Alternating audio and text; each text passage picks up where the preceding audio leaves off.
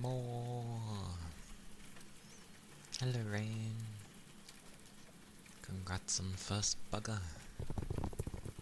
And hello. Hello. It be Saturday. It's the weekend. Woo. It seems quite warm today. I think. What's it say? What is the temperature? Warmer. It says 14. The fact that 14 feels warm, honestly, it shows that I've gotten very used to, like, having 3 degrees and 5 degrees for weather. Such a long week. You survived the week, Rain. Has it been a busy week, or has it just been utter chaos?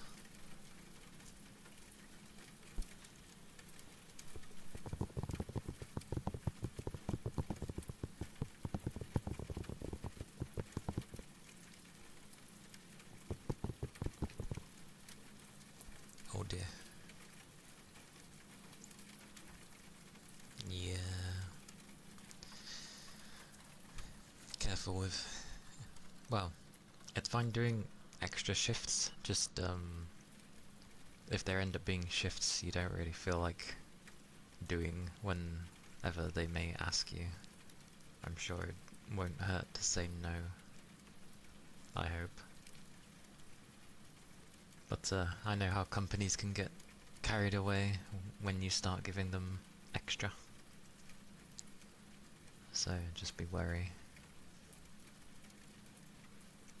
But yay for surviving. And it's extra, so I assume a bit more money in the pocket. Which can be nice. When the companies don't take advantage of it. Because I was like, where's Rain? Where's Rain?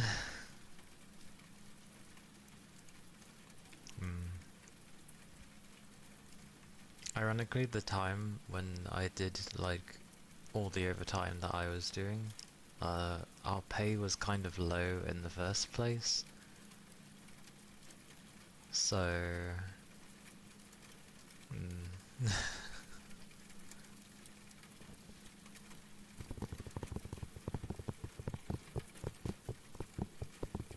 But it still adds up.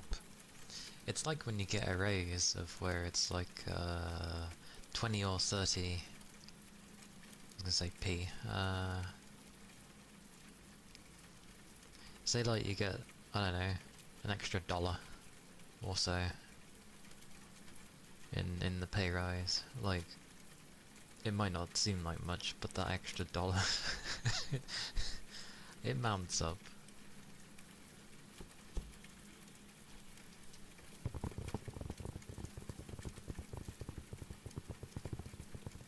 They're not crazy about scheduling. You see. Well, good job for surviving the extra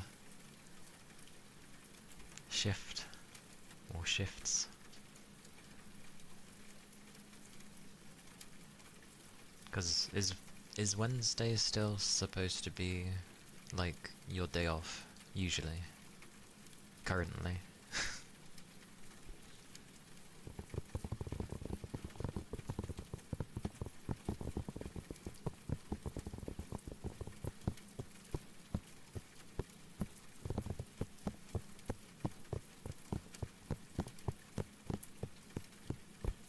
Because ironically, I remember when my work kept asking me to come in, and they kept wanting me to come in on like both my weekends.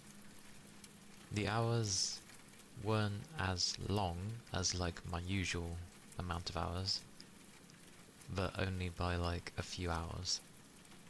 to say, like, if I was working my 8.5 hours, then the overtime would be like 6 or something like that. Just not this one. Okie dokie. But I remember when I did overtime, and it was when COVID was still around, or was still a thing. You know, lockdowns were still a thing, and I was classed as an essential worker, so I had to have the jab.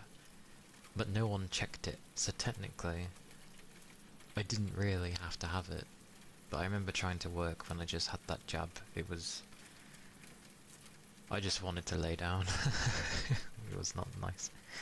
Rugby! Such 15 months. 15 months.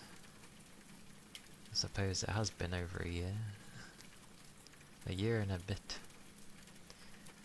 In total for me. Blimey. Such 15 months. Thank you for the 15 months. Hello. Hello, hello. I clicked the wrong thing. That's not what I want. No, I want this thing. Names. Rugby. You think? There we go. It goes in alphabetical order, but I still need to find where. Oh! Oh! That looks spot on. Yeah. But I hope you've been well. I hope the morning of this morning has been okay so far. Where am I going? What am I doing? I'm bringing up items. There we go. Whoosh. Whoosh. Whoosh. There we go. Good morning then. Good morning. It's only like almost 3:20 for me, so yeah, it's only the afternoon. Well, I do need to make one for that person who subscribed yesterday. Let me, but they're not here to say about colour. I should have asked while they were here.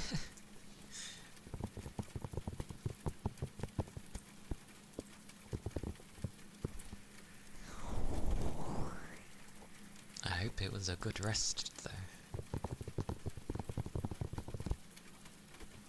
And yeah. Oh, that's a good point. I've not actually used the emote on Twitch. My emotes vary so much. I end up going with the same artist I used for the emotes that mainly get used, and somehow it seems quite different. But I think I gave them a different reference, because I have two. I have the reference for my 2D art, and then I have the reference for the live 2D art, which are a bit different. So I get the feeling that originally I gave them my live 2D art, but it's fine. Originally it was like a darker colour,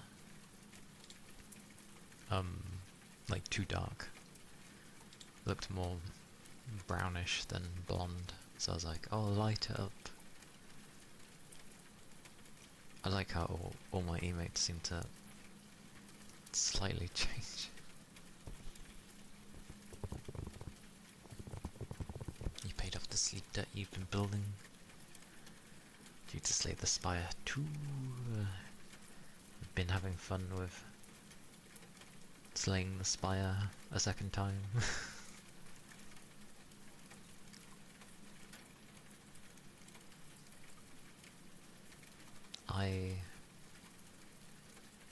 It's good to catch up on sleep though. I actually woke up quite early today. I usually wake up around 11 or 12 because either I go to bed too late or I'm just like very tired from the week. I woke up at like 20 past 10 though, which for me is quite early.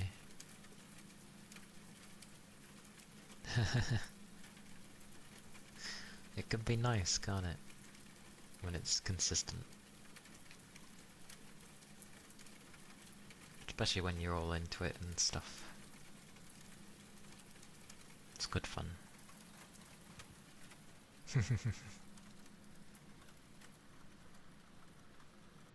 It's best to do it when you're younger, staying up till early hours of the morning. Technically I do it here and there now, but I'm still technically young, so...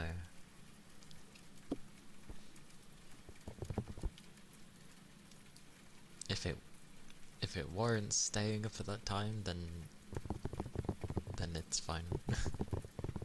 Like you say, you catch up with the sleep. It's always important to make sure you have a good rest afterwards, else you'll just be like knackered through the rest of the week.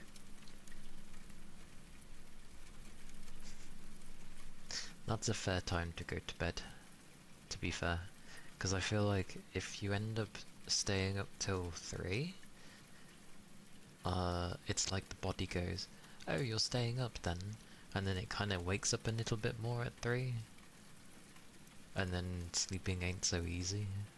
So yeah, I feel like 2 is a good time of like staying up later, but not too late, so you can still get some good rest, and not have like, not wake up in like the afternoon.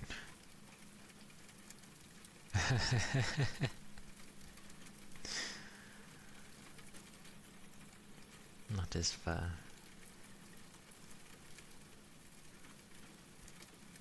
To be fair, I find anyone into their 40s and stuff is still young. 50s is like potentially a changing point. It depends how you are. If nothing much changes, then I feel like 50s might as well be the rest of your other previous decades. Depends.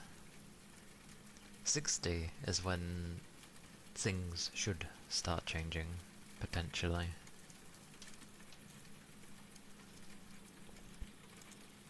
And then it is still down to the individual, even at that age. Because I work around a lot of older people. So if they don't find themselves old, then I'm like, that's fine. I don't class you as old then.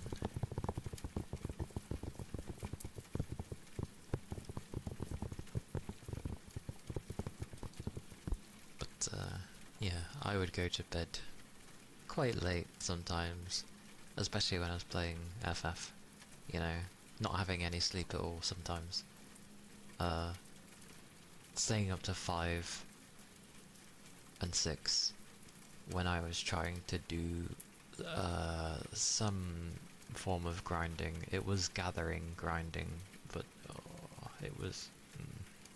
that was... never again. And I did it a lot, because it wasn't a short time. It was, I'm pretty sure it took a few weeks. So a few weeks of going to bed consistently at like at least 5 in the morning was not really that fun. But yeah.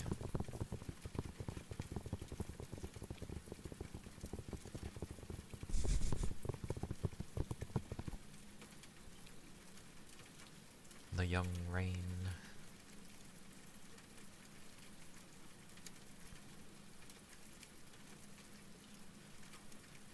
And yeah, I end up becoming a father yesterday of looking after my AI daughter. Pragmata was quite fun. Or it is quite fun. I get the feeling it might be quite a short game, because it's a new game, and new games tend to be kinda short. and it's very level based, so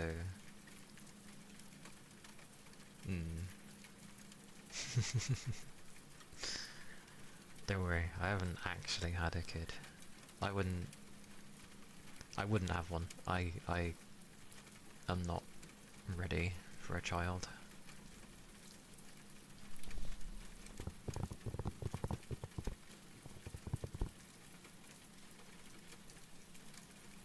I'm too me.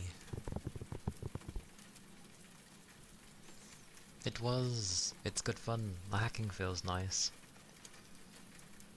The shooting is definitely impactful. It takes some slight getting used to. Like, technically not being able to do certain actions if you're like aiming with your weapon. You can sort of boost.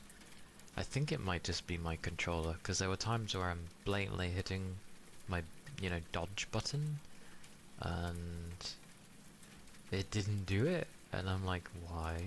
So I think I understand why I spam my buttons now, because sometimes they can be a bit unresponsive on my controller. But that's not to do with the game, that's just the age of my controller. It used to be one of my old PS4 controllers, so I've used it for quite a while. But it's good fun. I like the little bits of exploration and finding little bits and bobs. Whether it be stuff for Diana or stuff for the coins for the robot, for the bingo. And then having it where you can come back to areas later because you couldn't get through because something was blocking your way because you didn't have like the right skill yet. You had to unlock it. And still use your 360 controller. My original one was a 360 controller. I had to stop using it though because the stick ended up drifting horrendously. Like, near enough all the time I was battling it. So, yeah, I couldn't use it anymore. So, I ended up switching. Well, I didn't want to buy a new controller at the time, and I was like, well, I have my PS4 one. I'll just use that one. So that's what I've stuck with. There's a slight drift, sometimes. Actually, no. No, not really. On my PS4 one. I think the buttons just get a bit... forgets, sometimes.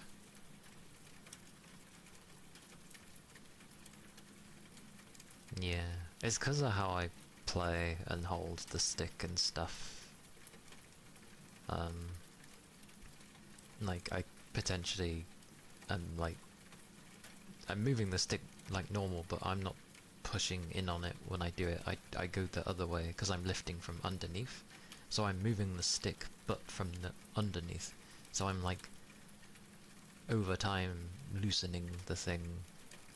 And yeah, they all end up drifting. I had that with my Switch 1 Joy-Cons as well. I know they weren't the best controllers. But that one ended up getting quite bad stick drift as well.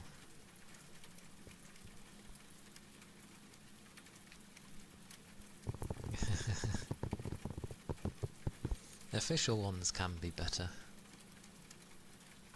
Usually. In this day and age though, for like the newer controllers, I have no idea. Because they don't make them like they used to, where they just wanted the thing to last.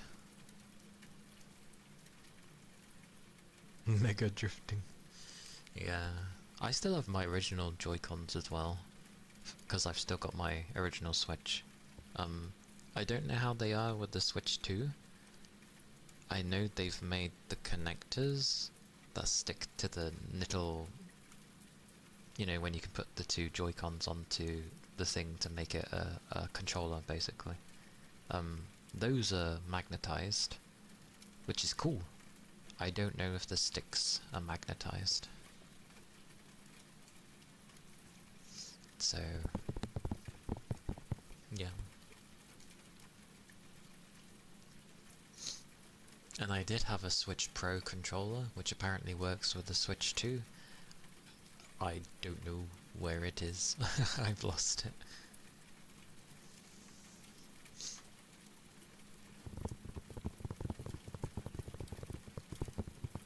Yeah.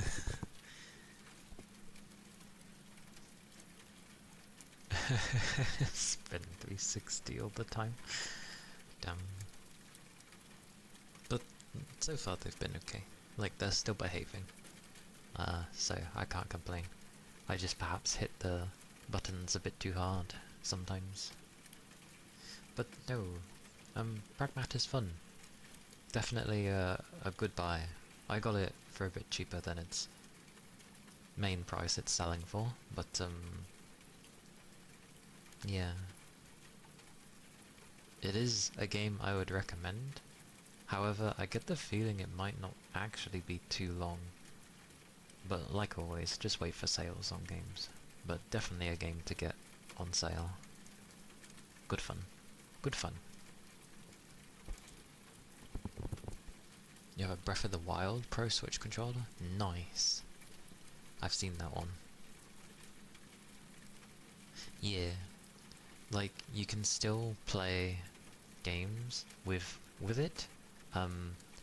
There will just be certain functions that the Switch 2 has that won't work. But that's things like stuff to do with like game chat and I don't know, things,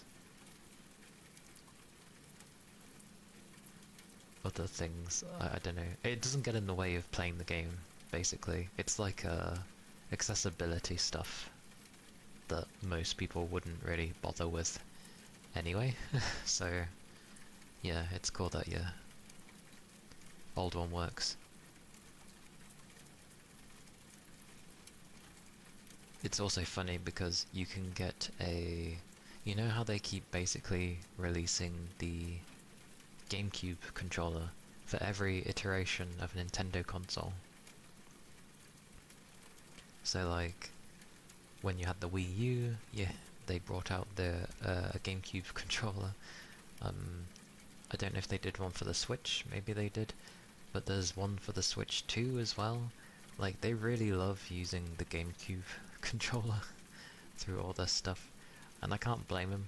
It is a nice controller. I do like it. So yeah, you can get one of those again, ironically.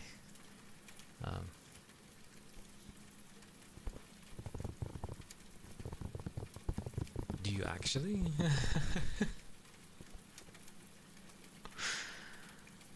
Or was that actually joking? I took it as a joking thing initially. That is true. To be fair, okay, so it was jokey. That's fine. Like Smash Bros with a Pro controller is fine. It works perfectly fine with that.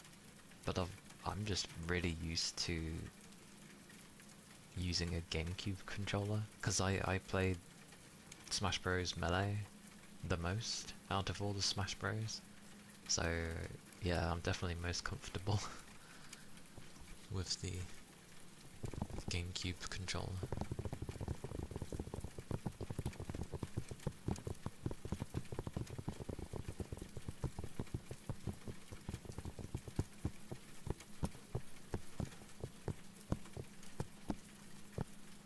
It's cool though, because imagine a GameCube controller, but it's completely wireless, which is really cool. I don't know why I find that cool. It's not hard in today's day and age, but I don't know, it just looks really cool. I'm like, oh, wireless GameCube controller.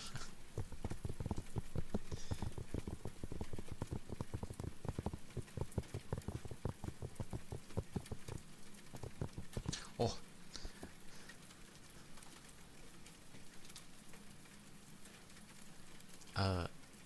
something after I finished stream yesterday.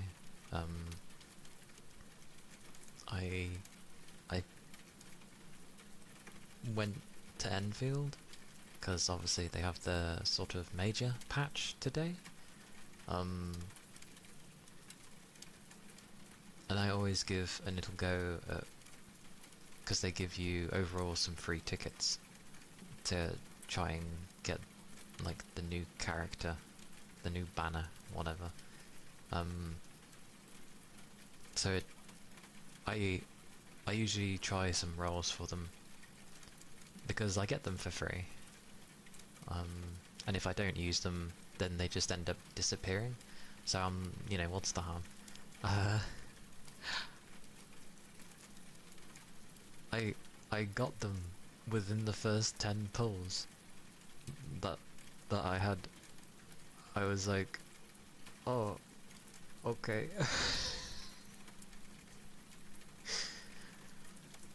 Got to love when those things kind of work. I was like, wow, okay. Damn, who would have thought? New character and I get them on the first pull. So, yeah. Woo.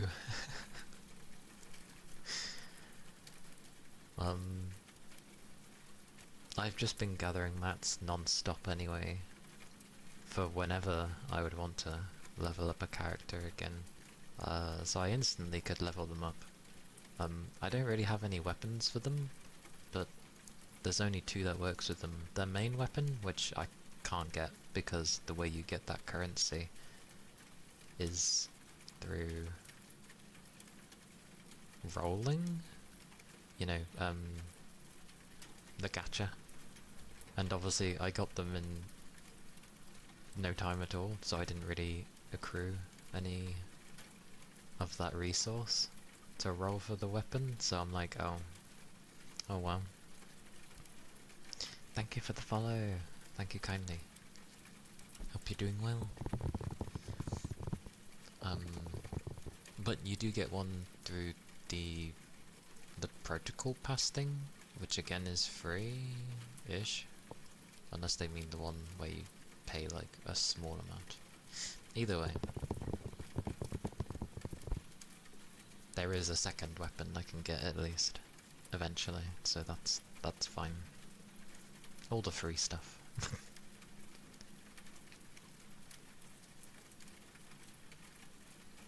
How did you have a wireless controller with the GameCube?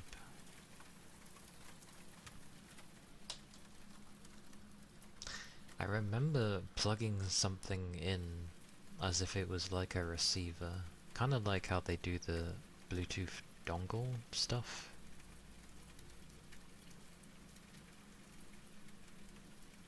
I remember vaguely. Wavebirds. Wavebirds?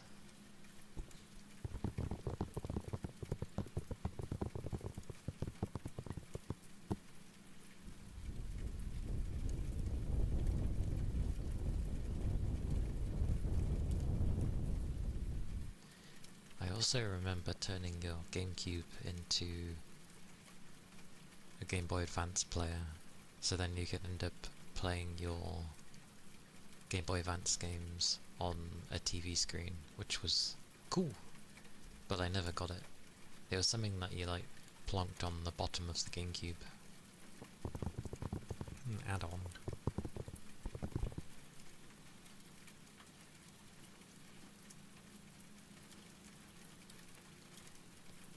Oh, okay.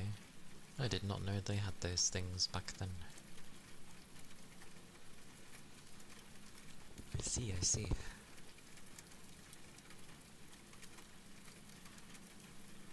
That's cool.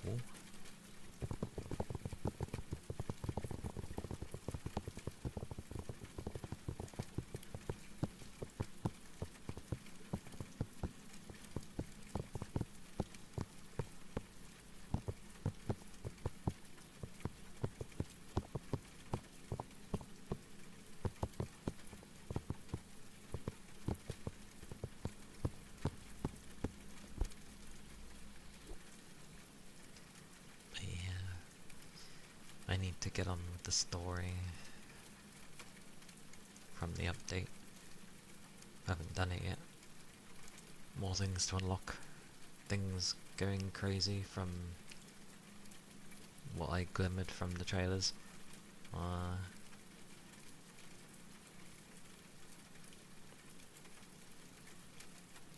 Yeah. Although I have that character, and I do have the team that can work with her, she's kind of not my playstyle still. I like her dash. Her dash has it where she sort of just goes electric-like and goes. I'm like, oh, like it's pretty cool. But yeah, her fighting style is a lot of swooshy dash in and out. That's not. It's flashy, but that's not how I play.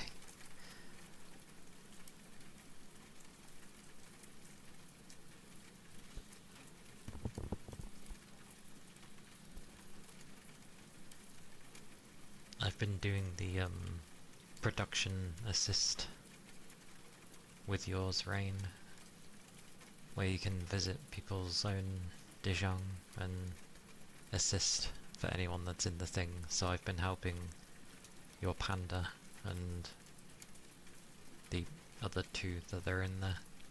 I don't know what it actually does, but but I've been assisting them.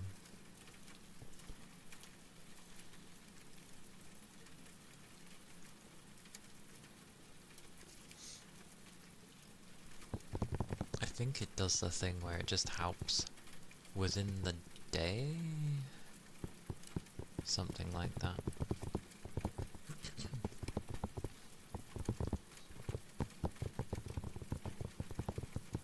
Oh, and ironically, I actually, within my temple, I ended up having the panda as well. Because I hadn't gotten him yet. He never popped up. I kept getting, you know, everybody else. Just not him. But he finally dropped, so I have him now. It's like, oh, cool. I have the big panda. The pan.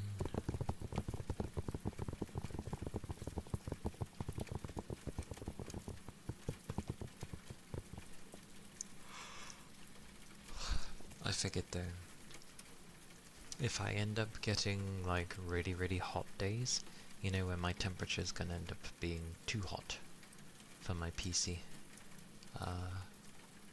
that might be days where I don't do ASMR due to the fact of it's too hot to do so. Mainly I'm thinking of my PC, not me. Because it would heat up within half an hour and I wouldn't really be able to do anything. So on the hotter days when I inevitably end up having them, like if it's over 25 degrees or something close to it, then it would just be a gaming day. I know that's not like super hot for people, but that's enough for my PC to be like like it's struggling. So yeah, on those days I'll just change what I end up doing, and I'll just have ASMR on the days where they are viable. For now it's okay though. It warms up, but by the time it gets to the temperature, it's usually around when I go to end in a few hours, so it lasts.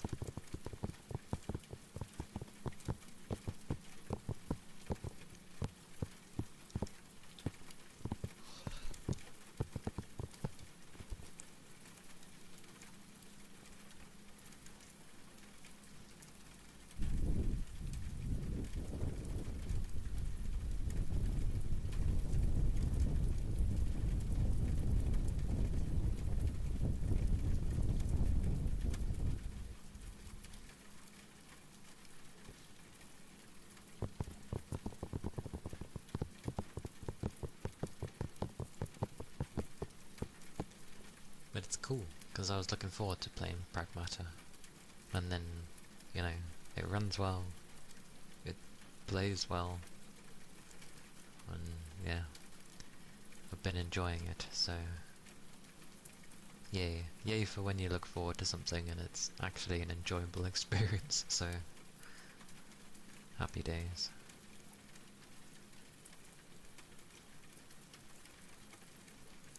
Oh, and I've semi-figured what path tracing is. In putting it in like a simple term, it makes the ray tracing stuff high quality. Because if you just look at it with normal ray tracing, when you look at the reflections and stuff like in water and such, it's okay, but it's like blurry-ish.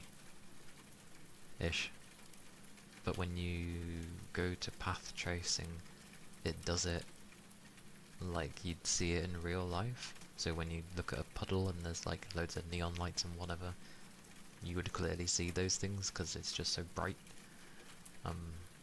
Yeah, it works like that. So it explains why it's so demanding. The days where ray tracing was the most demanding, and now we're getting to the stage where it's kind of normal now.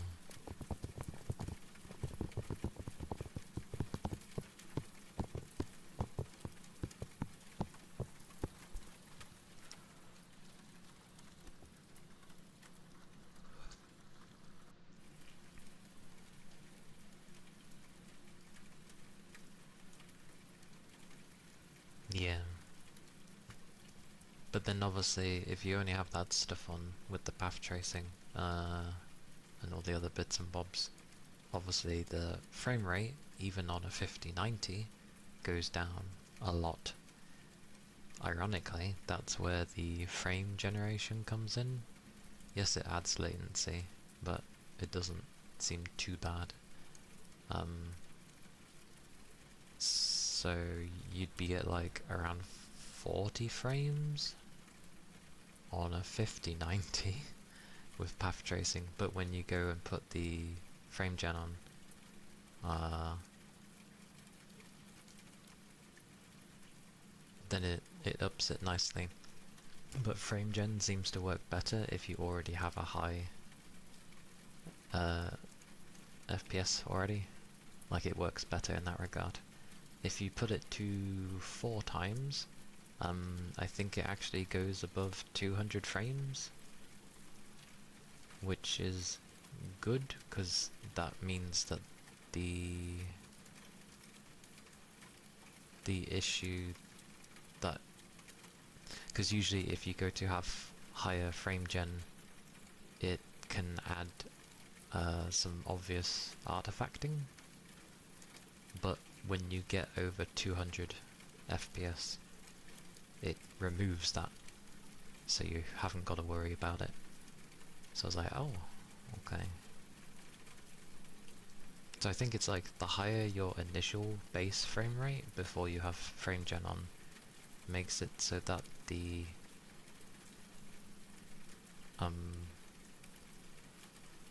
like input latency isn't as bad. So if it's higher, that's good. If it's lower, you're probably going to get more, because it's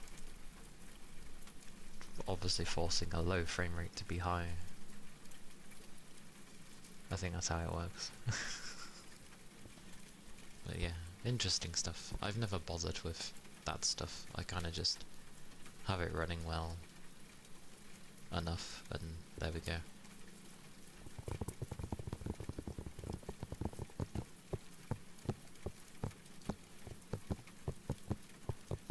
I tend to prefer smooth frame rates anyway.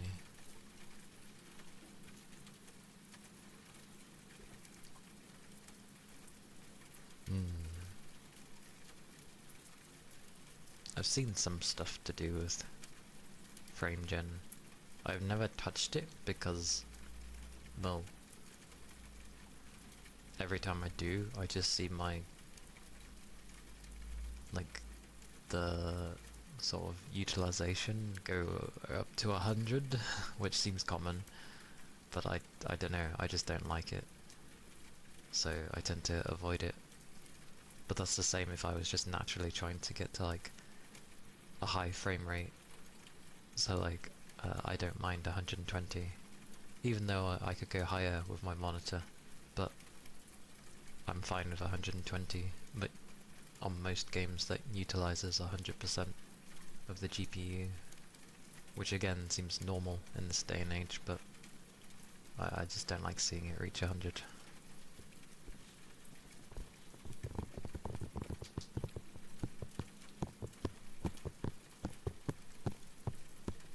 I think the only game it doesn't do that with is Enfield, weirdly. That goes at 120, but it doesn't... It's not a hogger of my GPU.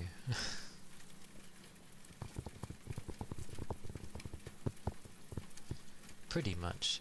The only way you'd use frame gen is if you had a ridiculously high hertz monitor. You know, the ridiculous ones that go above and beyond. Because naturally I don't think you're gonna get, you know, 300 plus FPS on a modern game unless you use frame gen.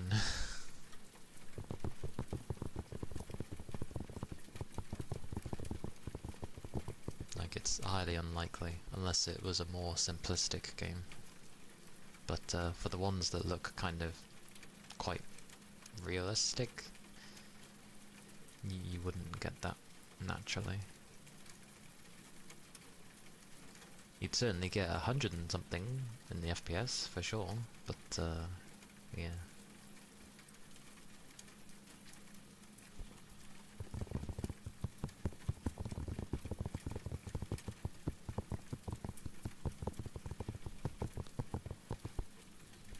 But I like it. You get over 100, you remove the VSync. You get over 200, you remove the artifacting. It's like, okay. Strange things. My screen only goes up to 165 anyway. But do I ever play in that? No. There was only one game I actually ever did, and that was FF14 before the graphics update it had. And everything was so buttery smooth. Oh, it was so nice. It was so nice. Because I used to play on my old graphics card, and I was lucky to get a consistent frame rate.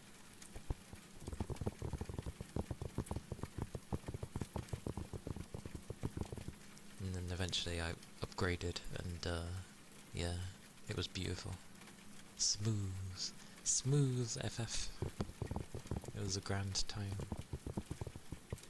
Like, it's a mixture. I want the game to look really nice, but I do really love a smooth frame rate. It's really nice.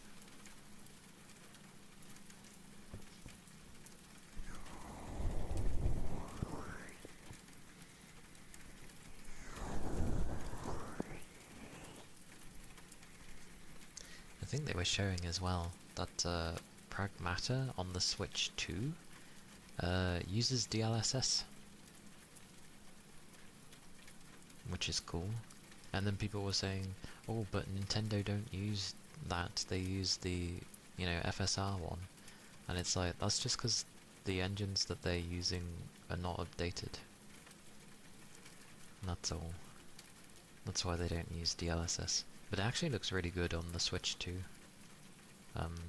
I looked at like a comparison video.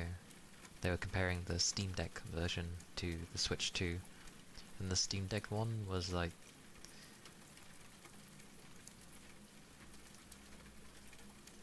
It was playable, but it definitely noticeably looked worse than the Switch 2. So I think they did well with the Switch 2. It was like a mix between...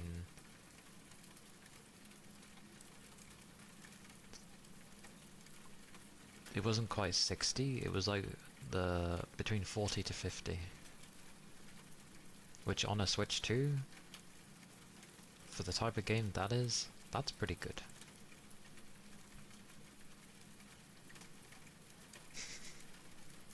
Hmm, that's fair. Yeah. Playable to me is just I don't want it to stutter. That's all. No stuttering, please. Nobody likes stuttering. You just wanna play the game and enjoy it.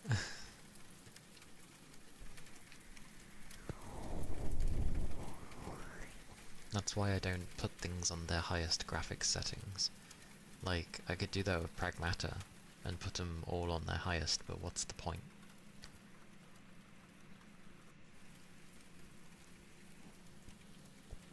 Because I only had a bit of headroom, and I prefer to leave some headspace while I play a game, just in case.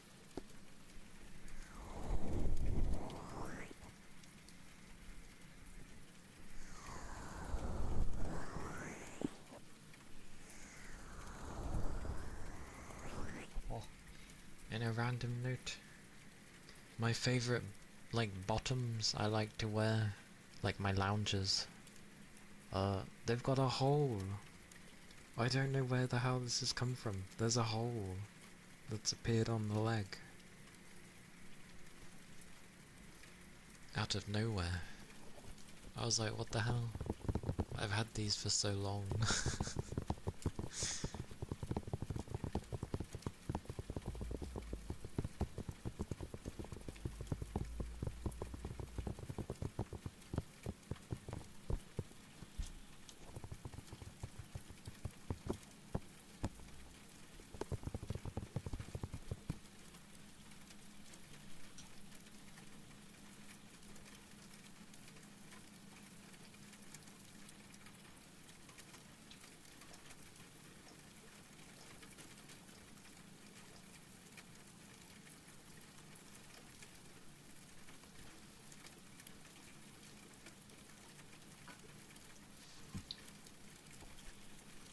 I was having a drink.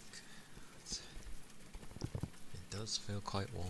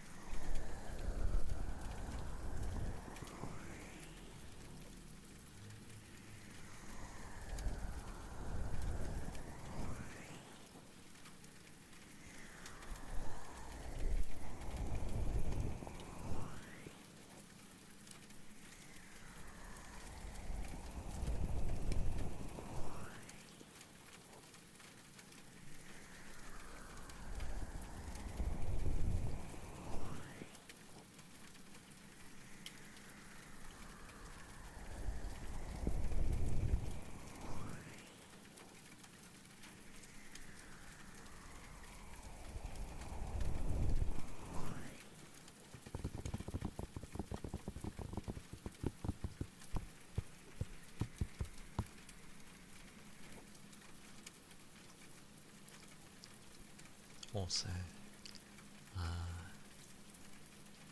yesterday, when it was time to go home from work,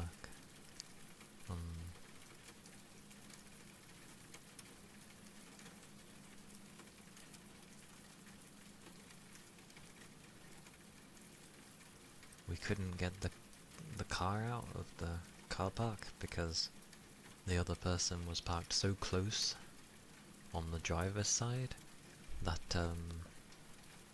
they couldn't get in. So we couldn't get the car out. Because they're a bit bigger than me. I am quite a somewhat skinny person, so I was like, do you want me to like just pull the vehicle out? I can squeeze in and yeah, then they can just get in like that. So we do that. I just about managed to get in. Ridiculous. Who the hell parks that close to a person's driver's side? Ridiculous. But yeah, of course I've never driven before, and it's an automatic, so I don't really know what I'm doing.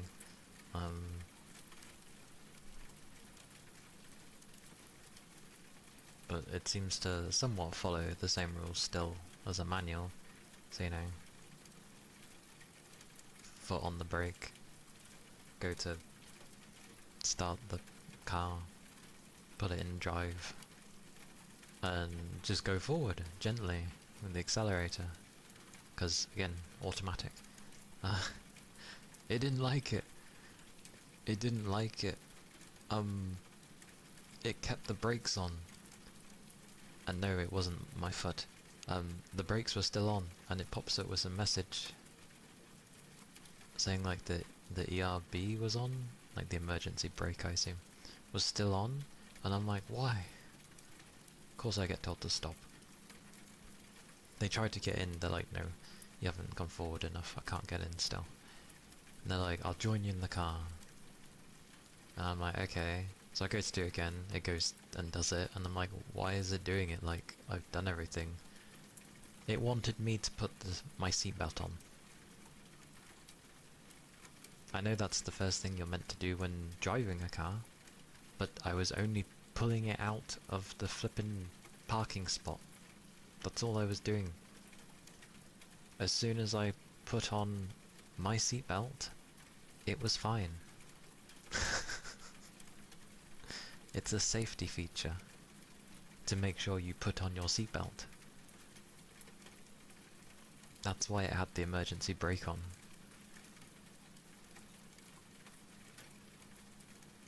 So yes. Good to know, I guess.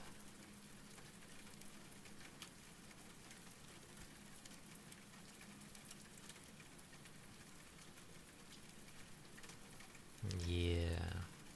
I mean, for the most part, it's gonna be okay, but what a dozy thing. Oh, you didn't put your seatbelt on. It's like, fair enough if I start... Actually, you don't want the emergency brake going on when you're at speed, so...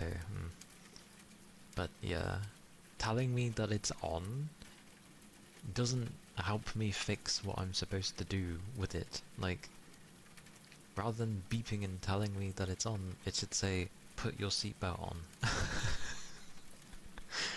And I'd be like, oh, okay, fine.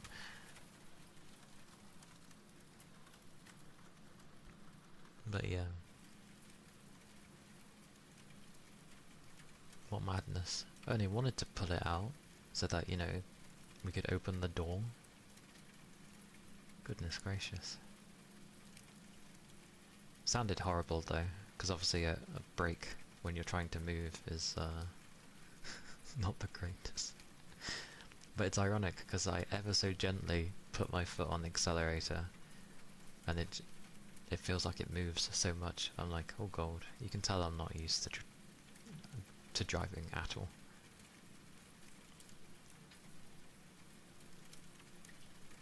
Yeah, I thought that.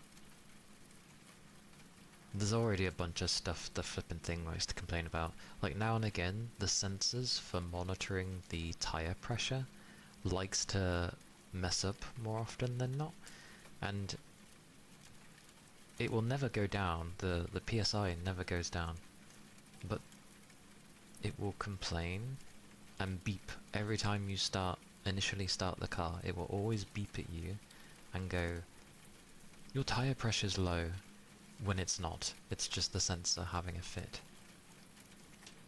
And it does like several beeps for like, I don't know, 10, 20 seconds. And then it eventually stops.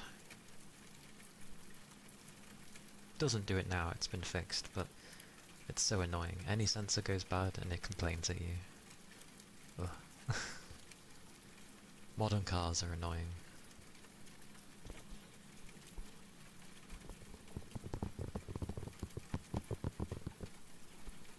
And after only having to pull out of a car parking space, with how I am currently, I would not trust myself to drive. I only put my foot on the pedal ever so gently and it was like, woo, I'm like, whoa. That was probably like barely 5 miles an hour, if that, and I was like, oh.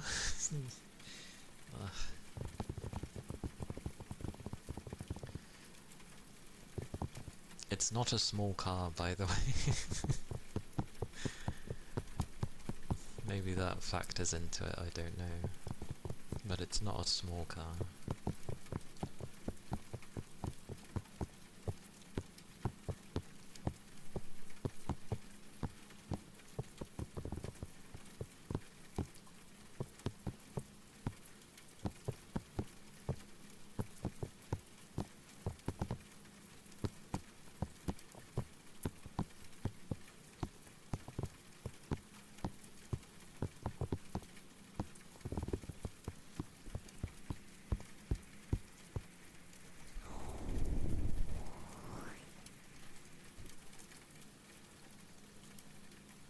Never understood though. I feel like schools, like they should just do what they do.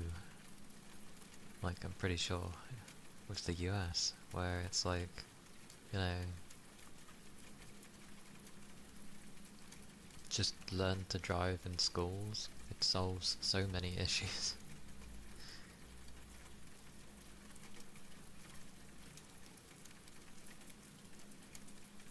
Or at least offer the ability to learn to drive.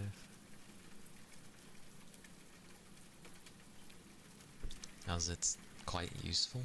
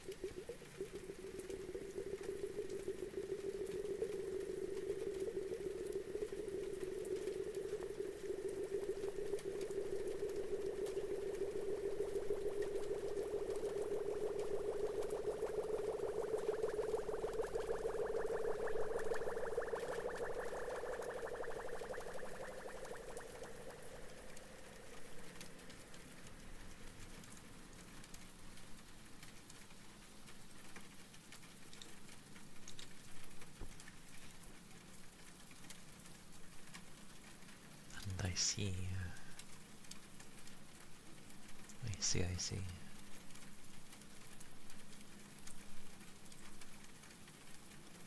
Like, it's one of those things where it definitely seems very important to learn to drive. And especially in, like, countries where either they're just very big, or, you know, there's only, like, select places and they have a great distance, or something like that.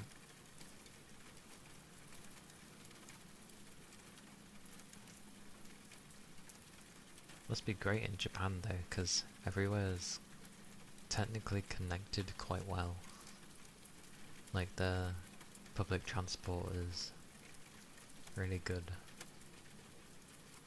Obviously that doesn't cover the places that might be a bit hard to reach, but still. Yeah! Loads of humongous tails. They are glorious.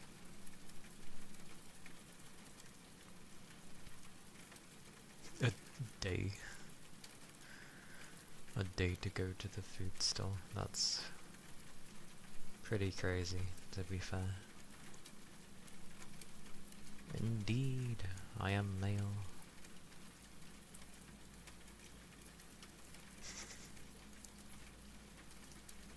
Yeah, I thought I'd apply a tag, because more often than not, people were getting, well,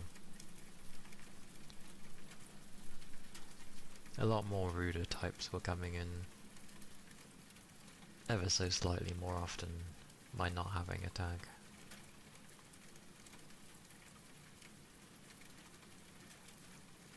But welcome in.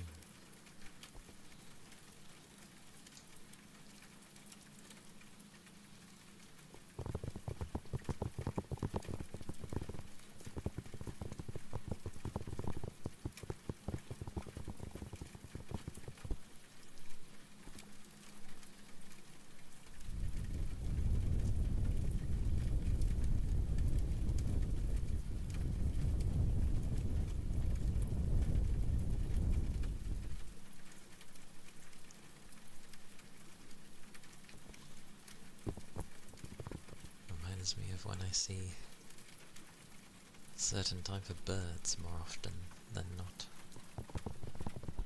Mainly magpies. Which people don't seem to like, because apparently they steal things, but I don't have anything shiny, so nothing to steal. But I do see a lot of magpies and like blackbirds and stuff. And the odd crow.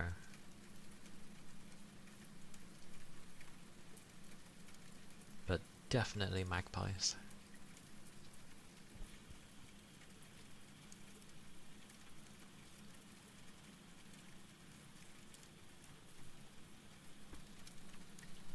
Oh yes. And I had katsu curry yesterday, which came. It's always random what it comes with. It always comes with an egg, but like it will either come with a form of like taco wiener things, usually, but now and again I sometimes get given dumplings. I don't actually know what's inside them, but they taste nice. And yeah, this time I had some dumplings. I was like, oh. It was tasty.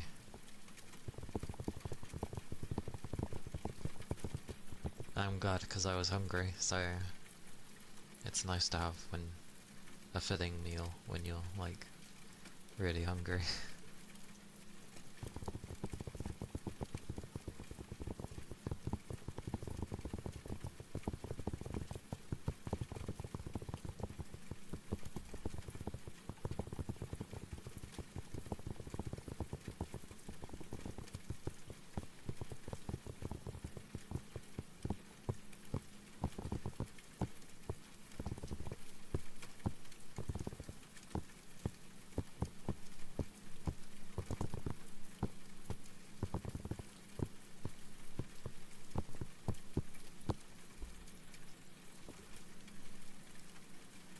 almost devoured though.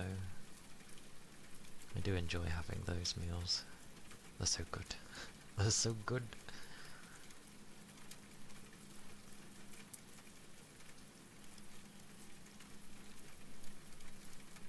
Like, I get 2 of those, like, chicken things. I don't actually know what they are. I don't think they're breasts. They might be breasts, I'm not sure. Either way, I get 2 of them. They're really nice. A boatload of rice, an egg, and then, yeah, two of the tacos, or... no, tacos would mean something else. Well, technically yes and no. Depends which language I'm going for. 2 of the sausages will go with all dumplings, but it's good. It's so good. I enjoy them.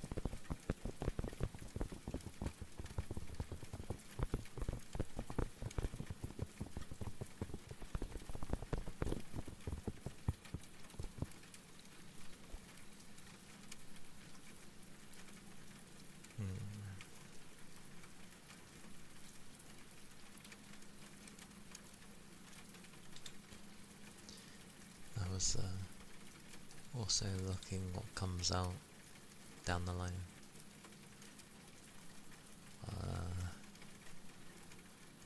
There won't be anything for like the next 3 months. I mean, it depends what comes out in the coming months, but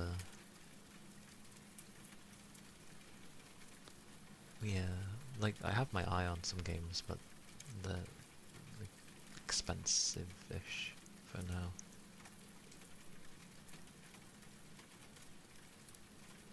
But definitely nothing until like July.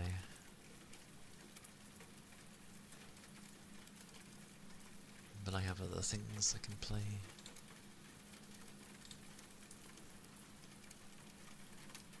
So that's okay.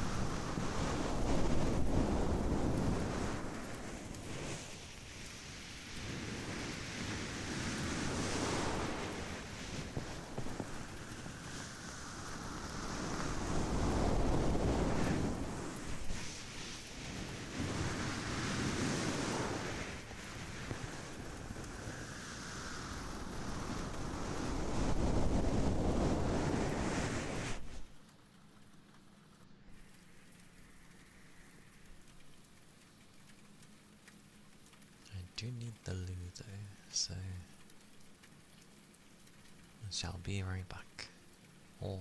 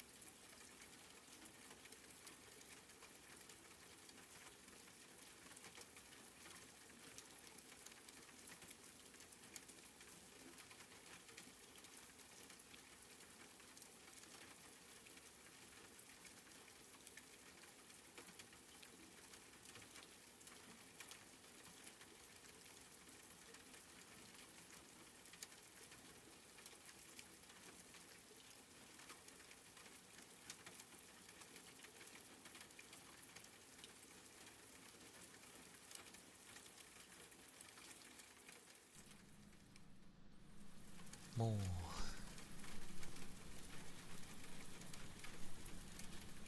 Had to saw something downstairs as well, goodness.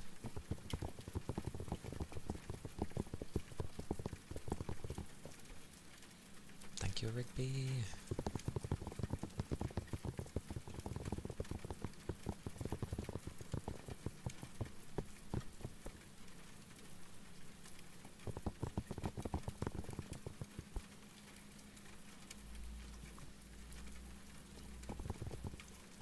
Yeah, had to saw something.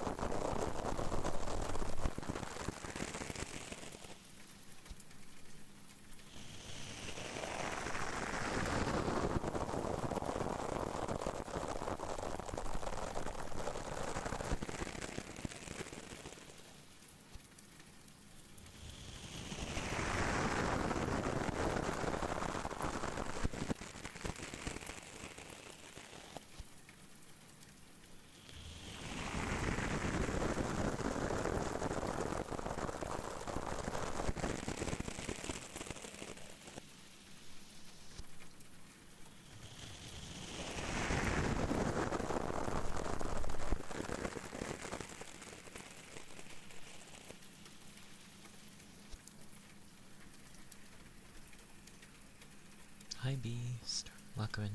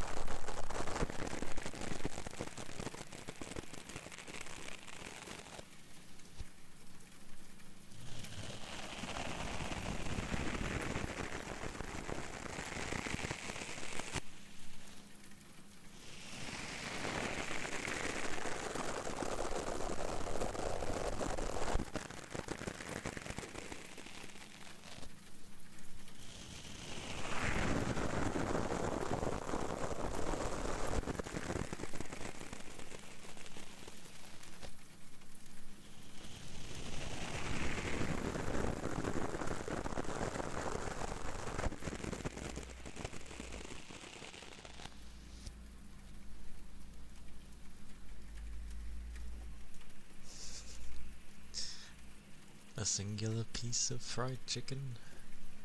I hope it's a nice big size for you. Do enjoy though the random fried chicken.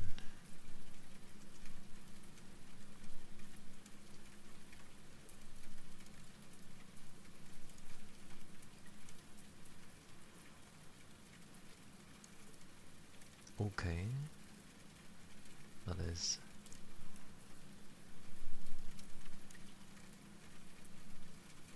cool. Random, but cool.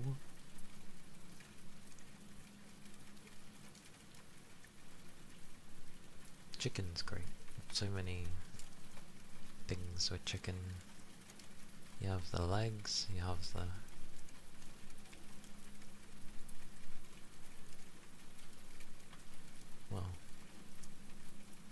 the typical breast, you have the thigh. Lots of good stuff to a chicken.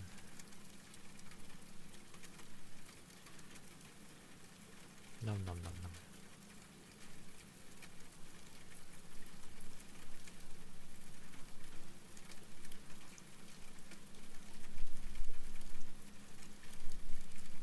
Collab with One Piece though. Chicken. I remember when I finally had some like chicken from KFC recently. I don't know, it was very strange. When I had it, I really did not feel good afterwards. Like, it was very strange. Usually I'm okay, but when I had that, it was very,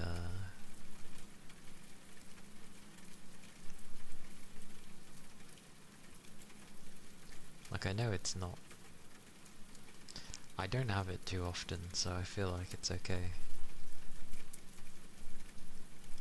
It was very strange that day though.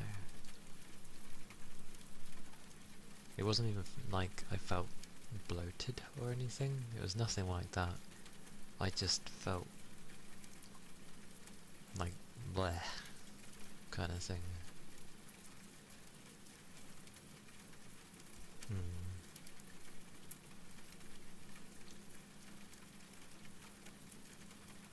It was very strange.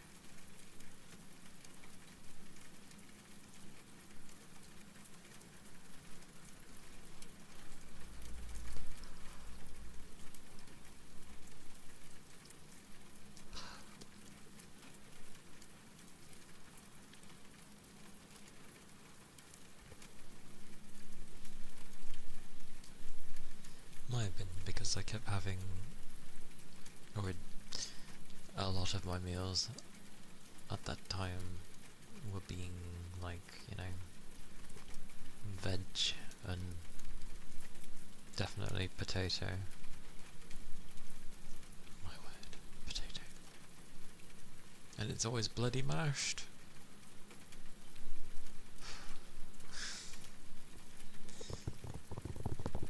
Some good mashed is great from time to time, but having it as often as I have been is, like I don't want to eat it.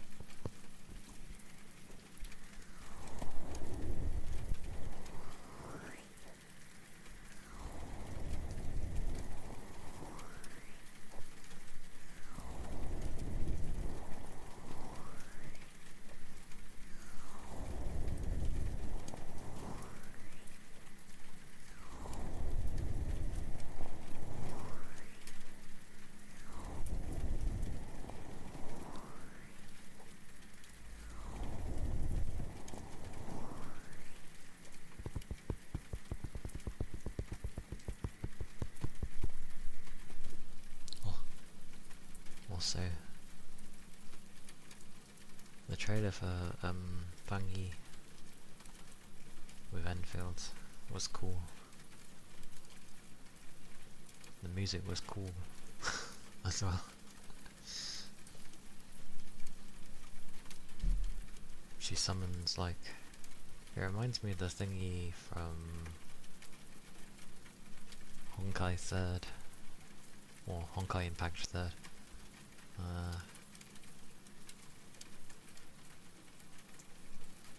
I forget her name, but she can summon a giant sword and it comes crashing down. I'm pretty sure that's what her ultimate was.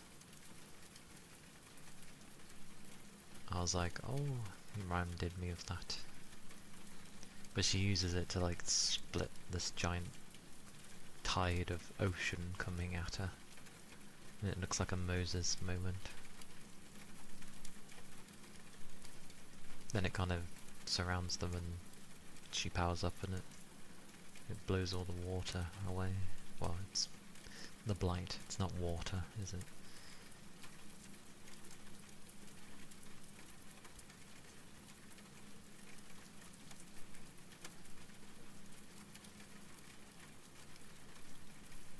But the trailer makes it seem like something crazy is going to happen, because you've got a lot happening. Hey Sorbs! Hello. Hope you're doing well.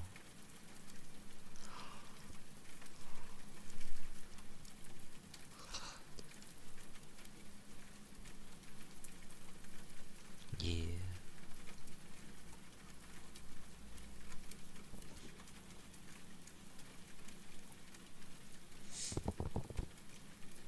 You can't really go wrong with the trailers in there. The music is usually, it's been good so far, so yeah.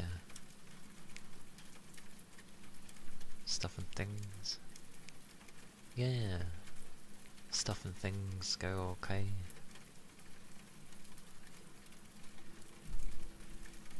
Pragmata was fun yesterday.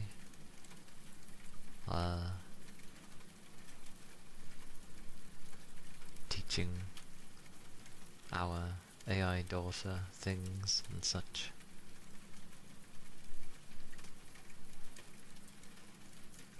And yeah, the combat feels fun, and the exploration has some good verticality if you bother to explore, which is nice.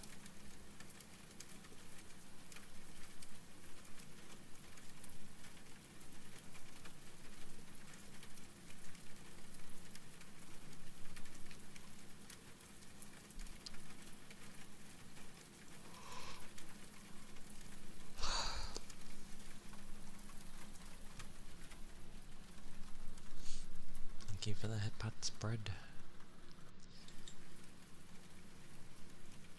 The only times I yawn when I'm working, haha, and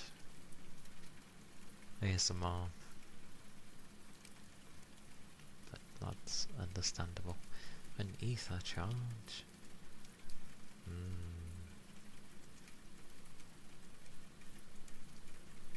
I now want to watch that trailer.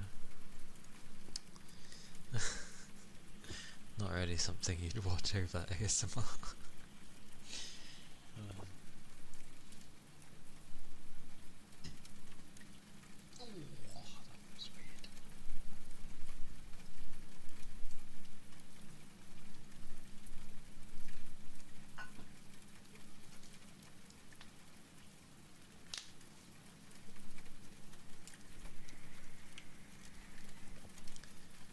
Thank you for the ether charge. And stretch.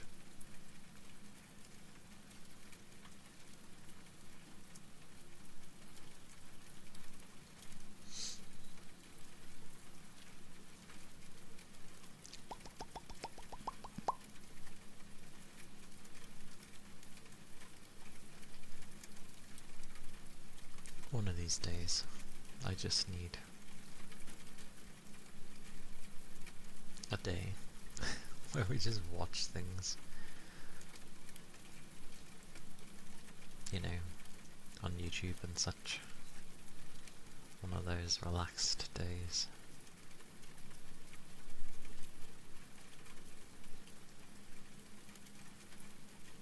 Oh, I managed to watch the second season of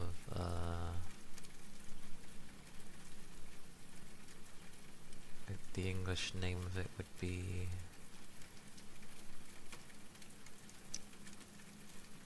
bugger, I've forgotten the English name of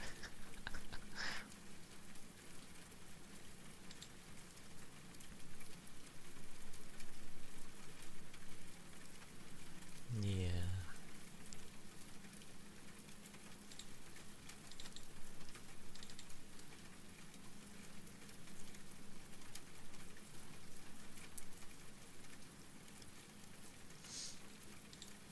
Dress Up Darling, that's the one. I remembered the English one. I think it was Darling, or Dress Up.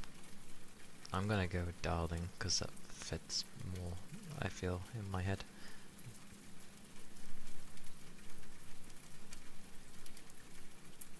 Even though it's probably dull, but either way. I ended up watching the second season of that. It was nice. I swear I remember people saying they got annoyed over it, but there was something when the second season that people weren't happy about, but I don't know what, because it seems okay. Unless they were expecting a particular, like, way for it to go, I don't know.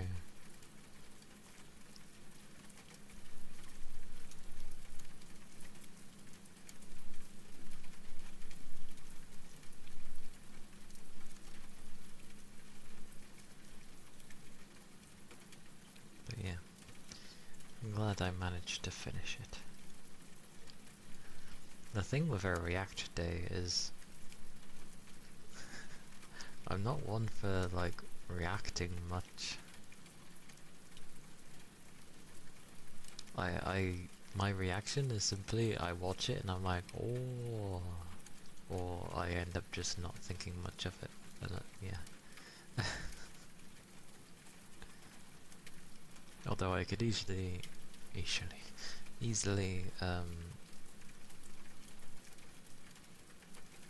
like rewatch anything from the Enfield stuff just because they're cool, and then I try and notice if I've missed anything.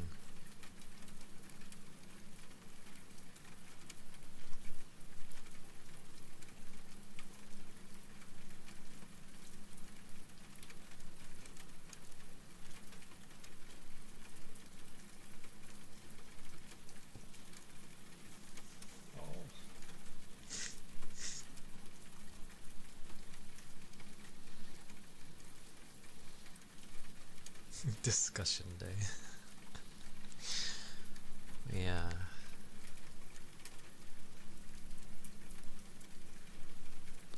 Cause like, yeah, I don't know. I'm not like overly expressive. So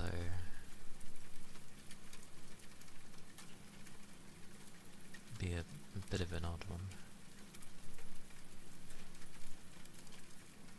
But I remember how the original trailer for Enfield was before it actually popped out and what they showed. And from what I understand, the main patch that has come out, well, yesterday, is about up to where that trailer would show us stuff. So, yeah. Once we're after this patch, it should be like entirely new stuff. Because obviously in showing stuff prior to all those months ago means that they somewhat had it ready.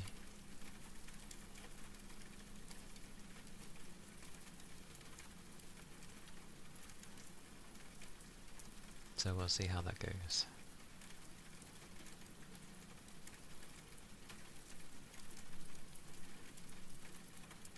I saw a weird thing actually, of where they were like, it doesn't really cater to anyone. And I was like, and for some reason there's people that just don't want it to succeed. My guess is just because it's not a MiHoYo game gacha, and because it's not them, therefore no other gacha must exist that's in the same vein, apparently. We were sort of got its way in, but they're like ex-MiHoYo anyway, so maybe that's why it's allowed. But it's really strange how people are like, no, you can't exist because we have Genshin, we have Wuwa, and Star Rail, and all these other things, and it's like, and I think what some of these people do is it's like a cult of how they treat it. So, God forbid there be competition. Else they just focus on trying to kill the competition, and it's like, why? It's something different. And visually, I like it out of the bunch.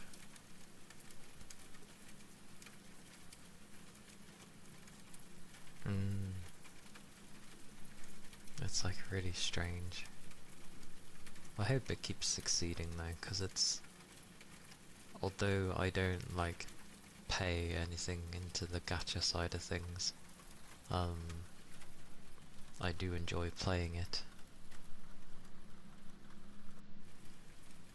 And I really like how everything looks. Like texture wise and models and everything like that. It's a very distinct feel, and everything just looks really nice. And the music's really good as well. I'm mainly just thinking from the trailers, but you can usually end up getting those songs, which is nice.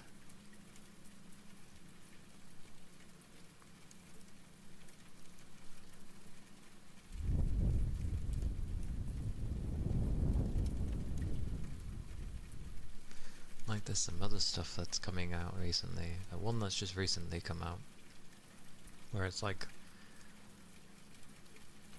Mongol something something something, and like I was watching it, like that opening. Generally, any gacha that first starts out always starts out rough, because it's the beginning, especially with stories, like how you're supposed to get into the epic story when you're just starting. Like, it's like a book, it's not gonna... It may start with a bang, but a book takes time to get into its contents, so yeah, you never expect much to begin with.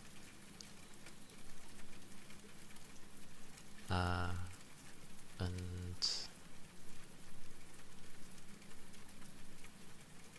yeah, it's...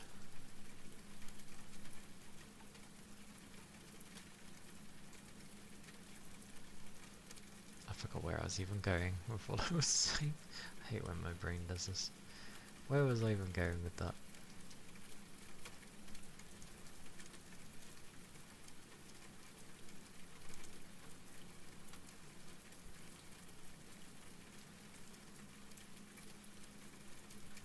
Yeah, like, you need to build up the characters and such, like, make the people understand where they're all coming from, what they're going through, all this other stuff.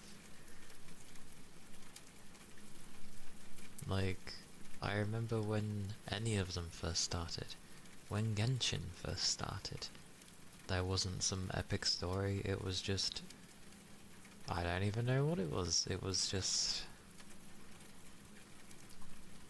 you both arriving on a planet, per se, some bugger strips you of all your powers.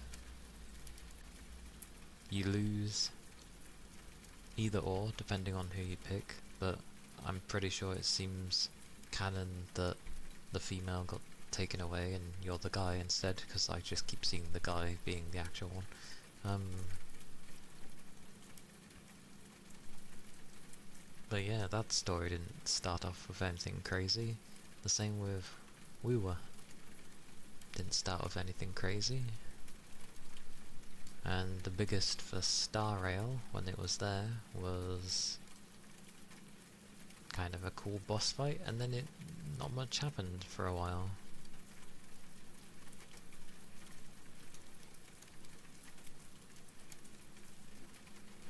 Yeah. Genshin was more like just a relaxed environment.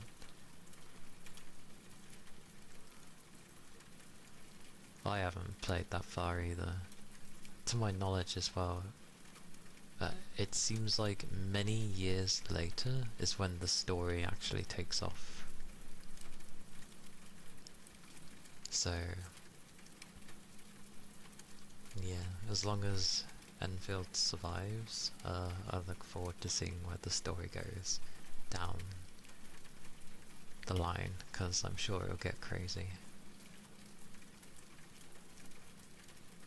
But no, I remember now, I was going on about like newer gacha, like the one that just came out.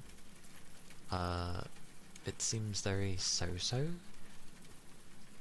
People have been hyping it up for some reason, but like, I look at it and I'm just like, it looks okay. Some of the animations are a bit off.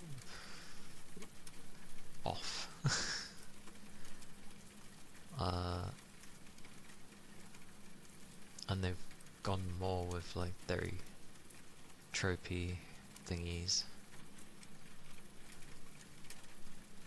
It didn't seem that impressive from what I was watching, but again, it's just starting. But it didn't really grab me. I used to play a ton of Genshin. I remember giving Genshin a go. And I remember there was controversy to begin with, because one of the characters who had a great sword, the moveset was exactly like Nier Automata, and people were blowing it up massively, and saying they basically just stole it from Nier, and people cared for a while, and then eventually nobody cared. But they kept going on about stealing people's artwork and stuff, yet everybody played Genshin, and those ones kept playing Genshin, and I'm just like, so, okay. But I didn't really get into it. There was some cool things in there, but I didn't get into Genshin. The gacha side of things put me off, and having random stats on your gear when you're wanting particular stats just really threw me off. I was like, oh, so it's gonna take me Lord knows how long to get the appropriate gear I'd need. So I was like, I'm good. Not my cup of tea. Kind of why I like Enfield, because the gearing is really easy. It's just like, oh, they want this set, yeah? Yeah? Okay, go. Done. Done. That's it. Like, there's nothing that's like really that out the way that stops me from playing.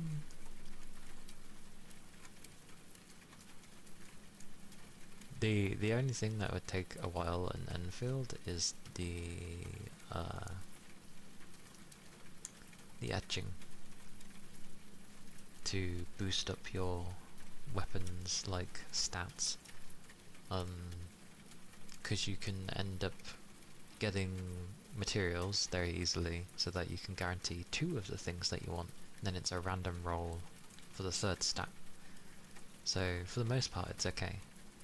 And then eventually, even if every fail you get anyway is fine, because you end up getting like coolant, and if you get enough coolant you can end up just raising a stat by doing that. And you can do that as many times as you like, as long as you have that resource. Just keep going. Doesn't cost any money, just costs the stuff to make the gear, which you produce through your factory, and then yeah, you just keep making. And so it's just limited to me, which I like. Works for me. I have good fun with it.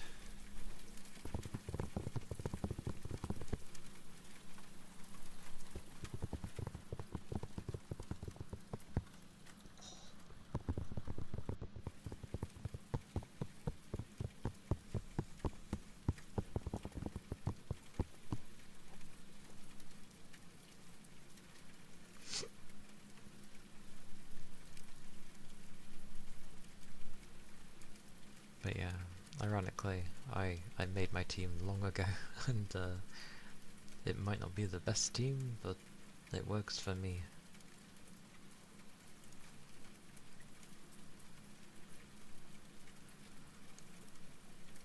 So I'm sort of trying to make a secondary team. Just didn't know who was. No one was really grabbing me. Fang Yi's cool, not my. A bit more of my cup of tea compared to the others they've released, but the zooming in and out of when you're attacking is meh. I'm sure some people really like it because it's flashy, but flashiness doesn't do much for me. Because I can't tell what's going on. I'm just like, oh okay, it's filling my screen full of stuff.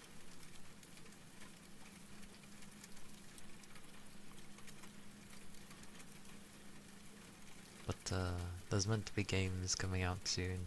You've got, what is it? Neverness to Everness or something coming out on PlayStation and mobile devices only. So there won't be a PC version unless you're using an emulator for the phone. But it's being done by the guys that did Tower Fantasy, which was not a gacha per se. It was like more like an MMO. It looks alright.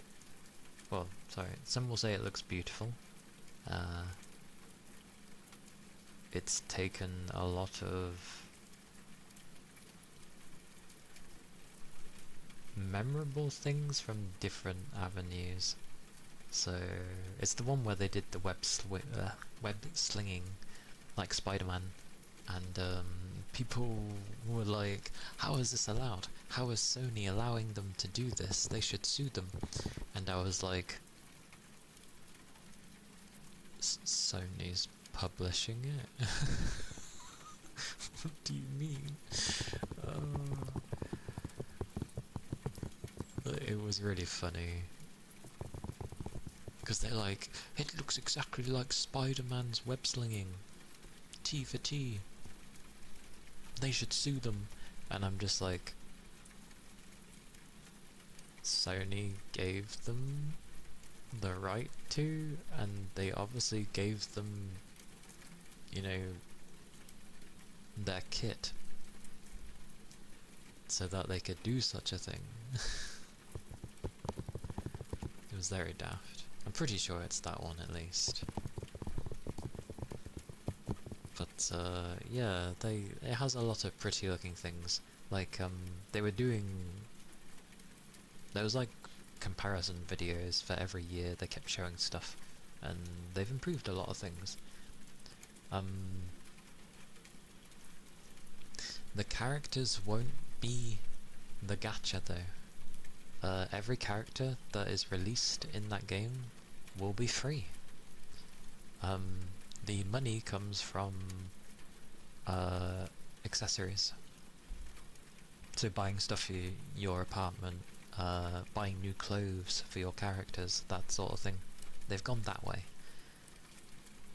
Honestly, it does seem like they're just trying to do GTA.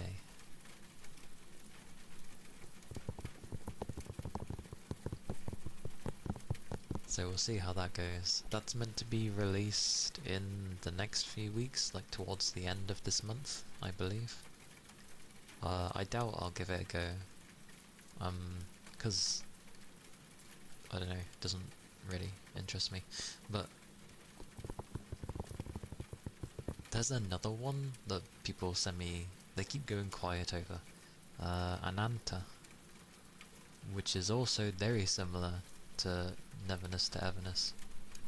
I think that's how it's called. Nothing on that game yet. Nothing.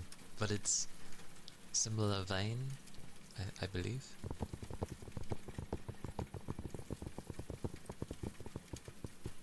Yes. Pretty much everything that will be in the game will just be there for everybody, so it's only gonna be cosmetic things, which is the right way to go. Like, people think you can't make enough money from that. It's like, oh, you certainly can. You just need to make items that people want to buy. That's all. So if you make some cool outfits for different characters and people really like that, fantastic. If different accessories you can add on to them, giving your own look, people will definitely love that. Because there's the whole apartments thing in the game, and doing up the apartment. You know, there's loads you can do there, because people love doing housing-based stuff. So, by all means, go ham on that. Because there's gonna be people that will spend on that.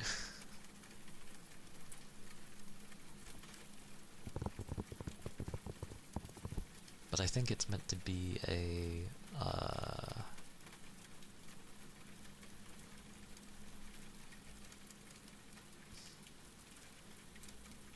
it's like an open world kind of GTA clone.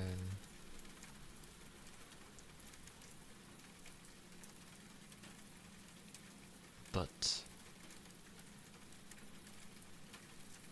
weird stuff happens, and that's kind of the norm of the world. I can't remember exactly what it was, but weird stuff happens.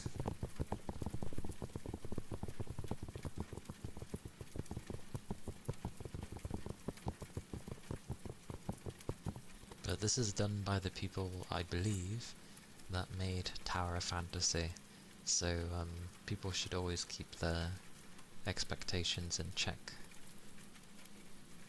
Especially as Tower of Fantasy hasn't really done very well. But who knows, maybe this is the chance that those devs were waiting for, and they've just gone full ham on the game, because they just want it to win. And if that's the case, good on them.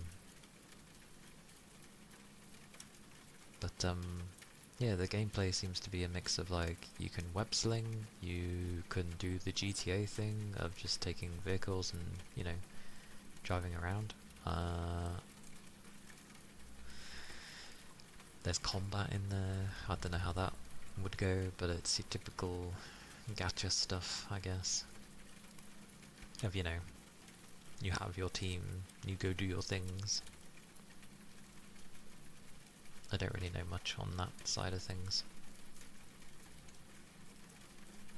But we'll see. But I think for a long time we said about this, of like cosmetic monetization and stuff for things. Because yeah, like I said, stuff for your clothing, accessories, housing, vehicles, like... Especially as, I guess, vehicles could work sort of as mounts. So you could charge a bit for that.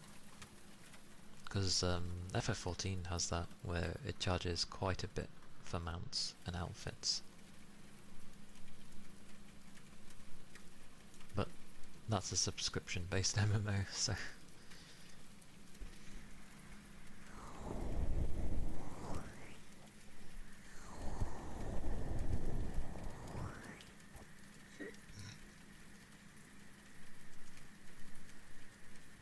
Excuse me. Where did that come from? It's like you put the guard up and then it sort of slid under the guard. Heresy.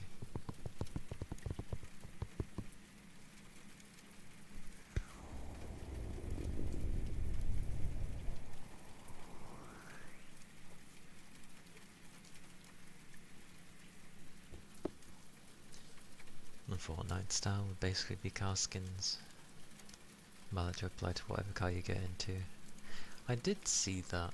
I always wondered how that worked, because people would get into their, like, any random vehicle, and then suddenly it would just turn into their own car vehicle. I was like, what? But, yeah. Like, there's... Honestly, I think gachas limit themselves when you just make it that the character that they make and the weapon are like the two things that they monetize. Because that's so limiting if you think about it. There's so much in a gacha game that you could end up charging for instead. Not with how traditionally it works with gachas, you know, like when you're trying to make their gear. I wouldn't charge for those things because that's just no. But other things in the game that don't inherently affect it but can just make it more fun. Definitely. Like, I've never understood why most gachas don't focus on doing new skins for existing characters, because that would be so nice. Because then you could end up having a rotation of characters that potentially people haven't touched in a long time.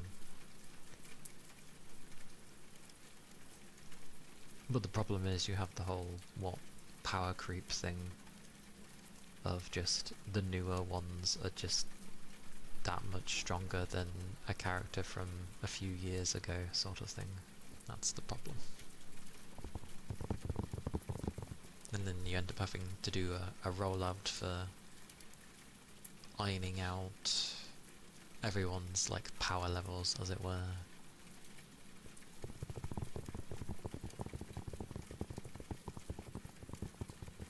Yeah, that's true. Like, I think you actually get quite a bunch of free stuff in Enfield. Like, on top of the sort of monthly pass you have, they've, for this month at least, on top of that, they've given a pristine monthly pass, which is again basically just another one, and that one's free. Because apparently people aren't getting enough goodies, and I'm just like, you get so much crap, like, how do you... what are they trying to do? Like, deck out every character they have? Like, yeah, that would take forever. But it's just really weird.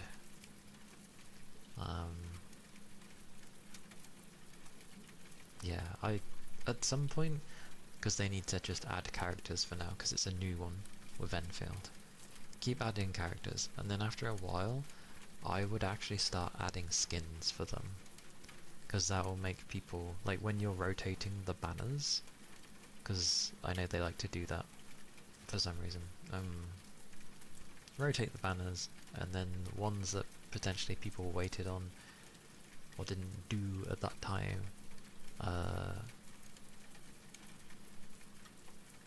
you could end up just having it where it's like, oh, and it will have a new skin too.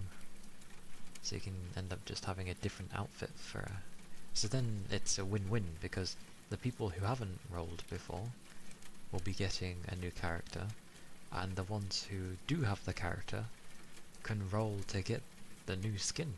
I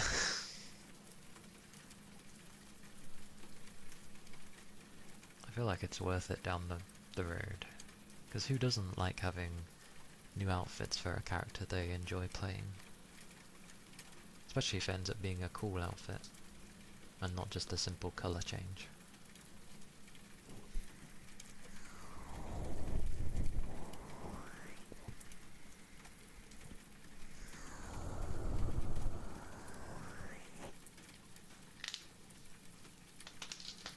Oh. I'm so clicky. The only thing I've ever not liked with gachas is limiting what I can do in a day, but that's okay, sort of. Like, I just do my dailies, which doesn't even take me that long, and then I don't even bother when there's nothing happening. People complain when there's nothing happening, but I prefer it because it gives me time to get my resources.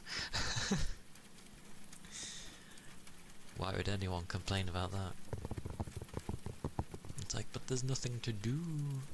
And it's like, go play another game then, there's plenty around.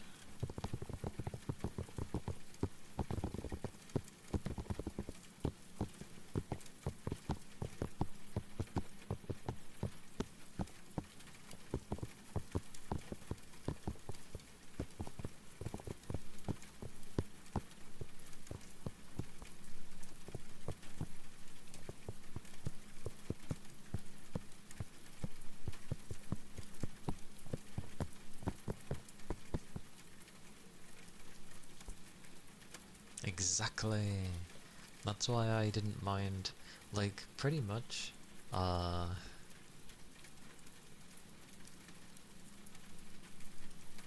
since Enfield has launched, because I haven't had to really bother with the gacha side of things, I've just been accruing resources and doing anything new that would pop along, which may add a couple of hours. I would do it, and then, yeah, I'd be like, cool. And it gives me time to play other stuff. Even though sometimes I can't decide what it is I want to actually play.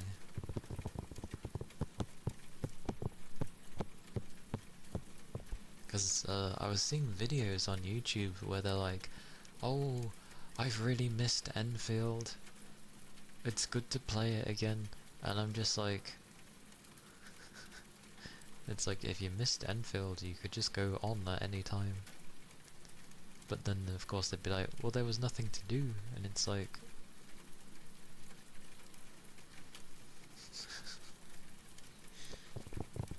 but, I don't know. I'm a strange one. It takes a lot for me to get into certain things. Like, it took me a lot to get into an MMO. FF was the only one that's worked with me. I didn't really get into any gachas until Enfield. Yes, it's only been a few months, but I'm still playing it, so yeah. I think I need something particular when I play. And aesthetically, I like how it looks. Everything's very clean, and the textures are very spot on, for the most part. You'll find a couple of questionable looking textures, but at least on the characters everything looks like it should, you know, like leather looks like leather, cloth is cloth. Little details of when they get wet actually looking different, and a bunch of other stuff, like, it's nice.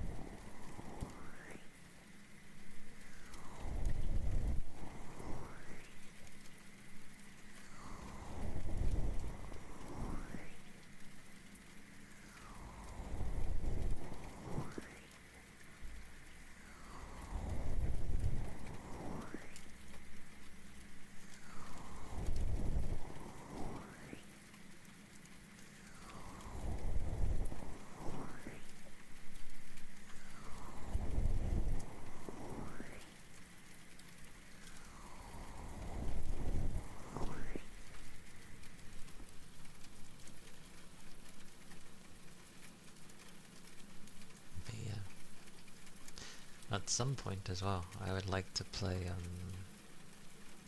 Forza when it gets cheaper, because I'm paying 60 quid. But I would like to play it at some point.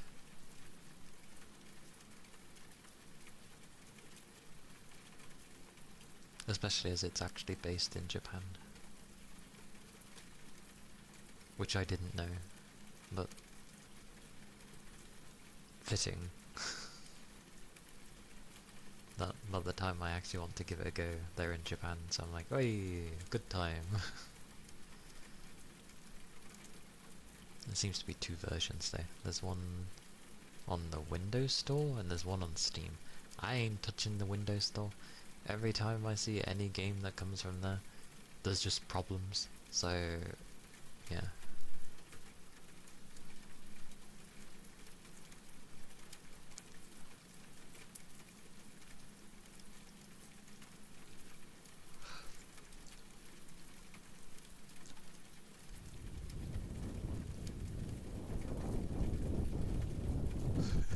Way too sketchy. The only time I've touched the Windows Store was Minecraft. Because to play Minecraft, you had to go through the Windows Store. There was no other way. I was like, ugh, why? So I'm kind of trying to find a game that is basically like Minecraft, but not. Which I know there's plenty of clones, but none of them are quite like Minecraft.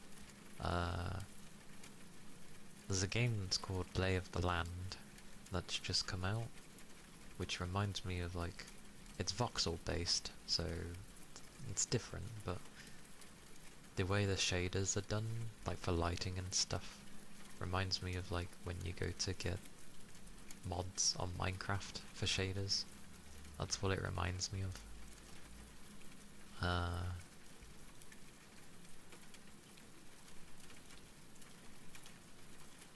Hytale?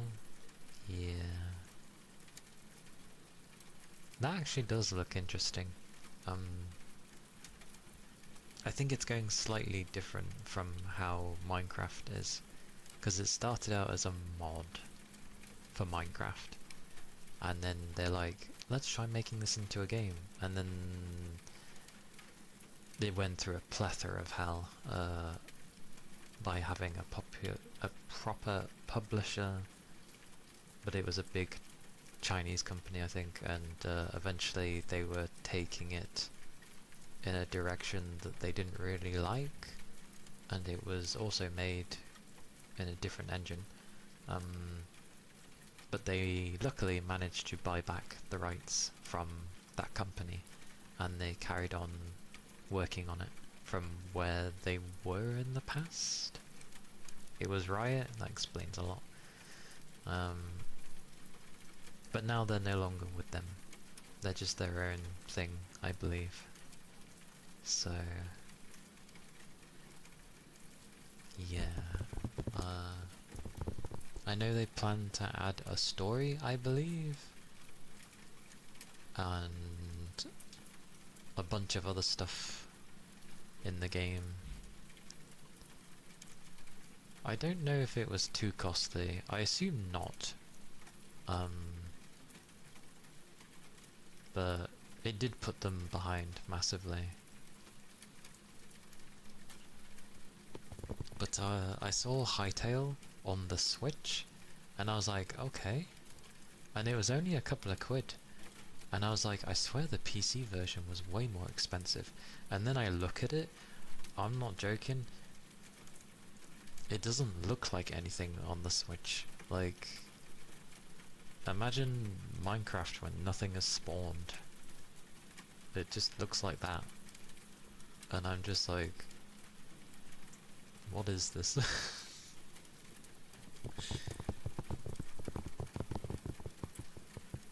Was it a fake? I don't know. Because it looked like Hytale. It just looked like all of the environmental settings were turned off. That's what I was getting from it. Like, there was no foliage, there was very little trees and such.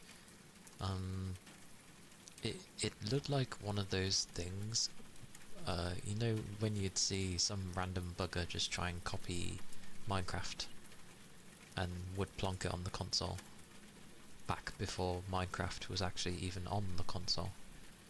That's what it reminds me of.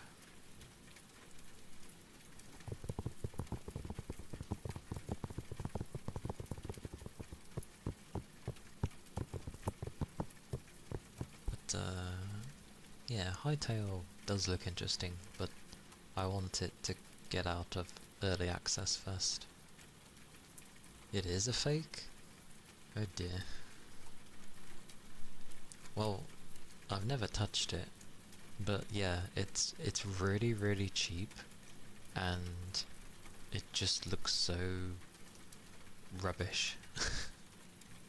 But it's called Hytale, and I'm just like, is that the same Hytale? Like, what is this? Got into a mod of Hytale subreddit a few days ago. As others stated, this is a clear scam, an AI-generated rip-off. There's no way an official version of Hytale. The developers have stated repeatedly that they aren't going to begin porting the game to consoles until a later date. The one only platform that's currently available on is PC. Ah, I was gonna say, because it looked dramatically different from the PC version. Like, it wasn't like they just turned most of the settings down to make it work on the Switch. It just didn't even look like Hytale. Interesting, so it is a fake. Oh dear. Where's the moderation? Like, why does no one moderate their stores?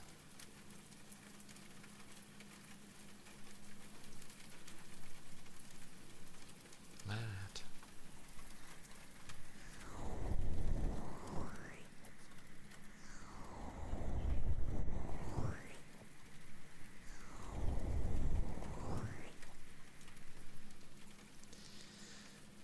The only reason I found it so weird was because it was so cheap, and I was like, I knew for a fact Hytale was not that cheap.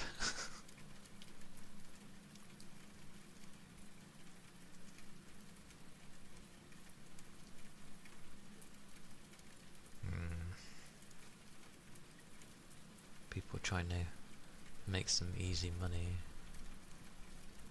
Imagine people actually playing that thinking that they're playing Hytale, and then they're like, I don't see why everybody likes this game. It seems pretty just like a basic version of Minecraft. Just to then be told by others, probably, yeah, that's not a real version, that's fake. The amount of AI slop that is on the console stores, by the way, and Steam, but the amount of slop is, ridiculous. Like, there's so much crap.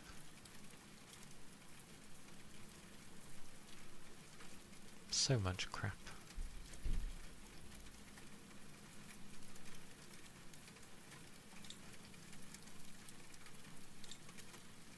Like, what's come out recently?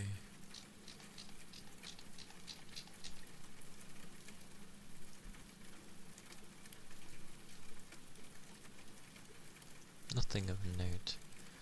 I think I seen a bunch of PS2 games get released. I seen Fire Warrior get released. If anybody ever played Fire Warrior. Warhammer 40k Fire Warrior. It was an FPS. Not the most amazing thing in the world. Not gonna blow you away. But it was interesting to play. Thank you for the follow. Thank you kindly.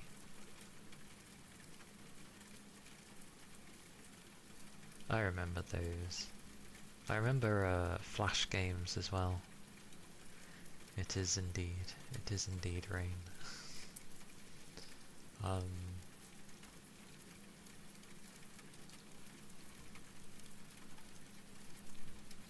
it was the same with games on the internet, ones that you could play on your browser. There were a bunch of Flash games.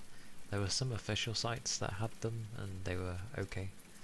And then there were just people that would, well, make a load of rubbish. And it was just those sorts of things. Very bog standard. They were interesting times.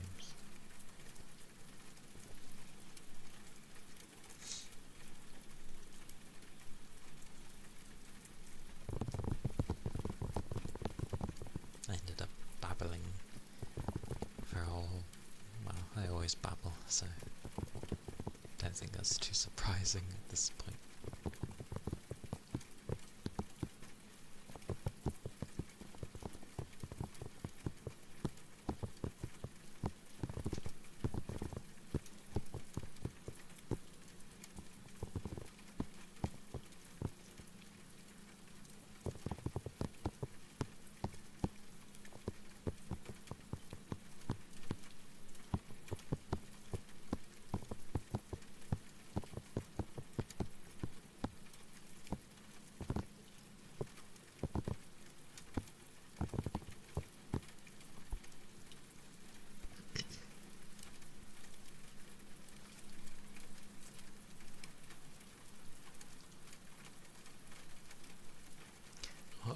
Oh yeah, that was the interesting thing.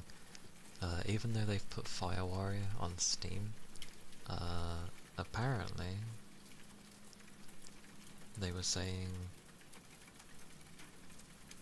people absolutely love it because they've changed nothing about it. Meaning, it never had gamepad support, and you're like, well, who's going to play an FPS with a controller when you're on PC? It's like, yes, you can play with mouse and keyboard, but it's one of those where the mouse is very screwed. It has mouse acceleration that you can't turn off. It has God knows what else for the movements, and you can't rebind the keys. It still has the GameSpy thing that existed way back when. But even with all its flaws, people love it because it's the original one. It's how it was. So it's just nostalgia for people. Quite surprised to see it, honestly. Only a couple of quid as well. I was like, wow, they literally just... it's like they ripped. Because there was a PC version. There was PC and PS2, it was both on. But the PC support was diabolical back in the day. It's funny.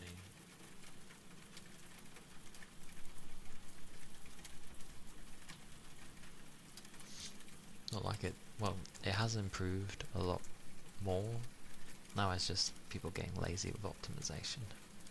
But have you noticed the games that don't use Unreal Engine and have been popping out are optimized pretty well? Who would have thought? And they look just as good, if not better, than Unreal Engine 5.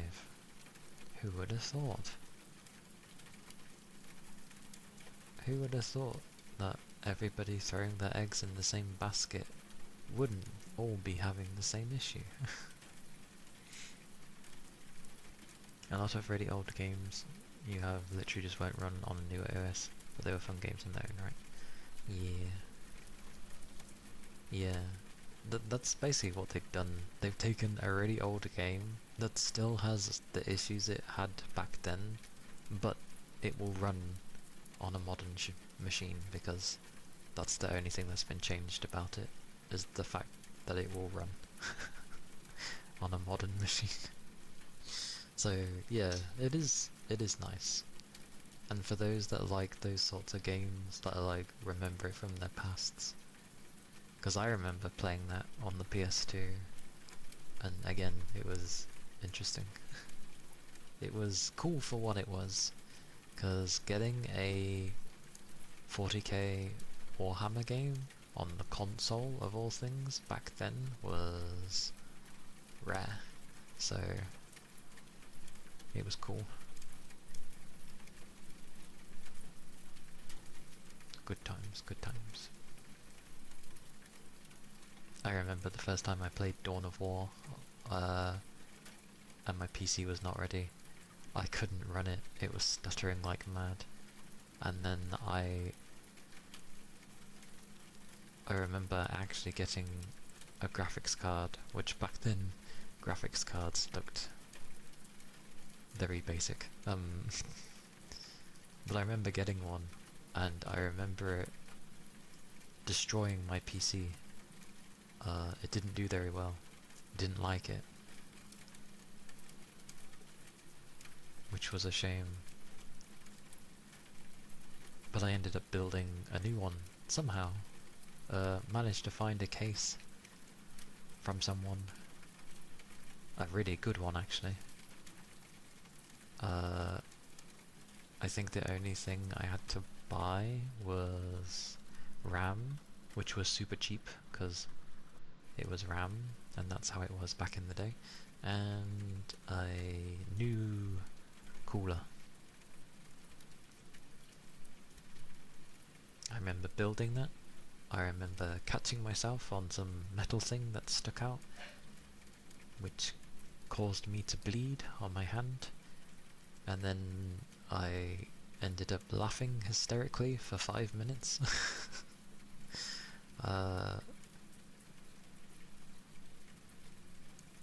But it worked. It all worked. That was my first PC I ever made. It was good. I didn't need a hand because, again, I had no instructions from the internet, and yeah, it was my first PC I was making, so I was like, I needed someone who knew. The only thing we couldn't get working was the light on the front of my case should have been on to signify the power was on, but it wasn't displaying. But other than that, everything was working. So you still have recoil when it wouldn't let you install it. It actually said operating system doesn't start with 9.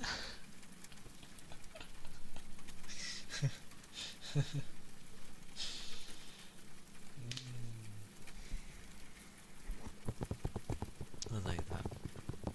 That's amusing. I feel like that's why it's wise keeping an old machine. Like, have a really, really good machine for the time. So if you've got stuff where you need MS-DOS and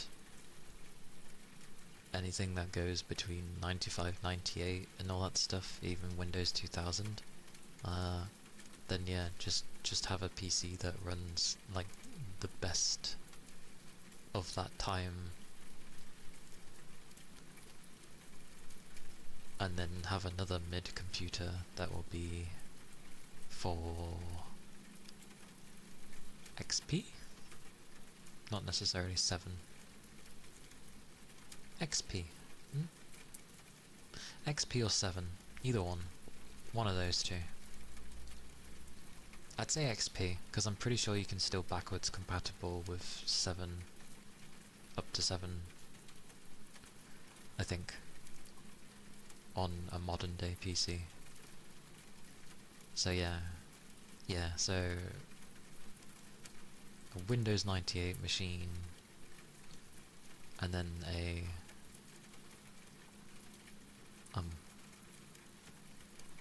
an XP machine.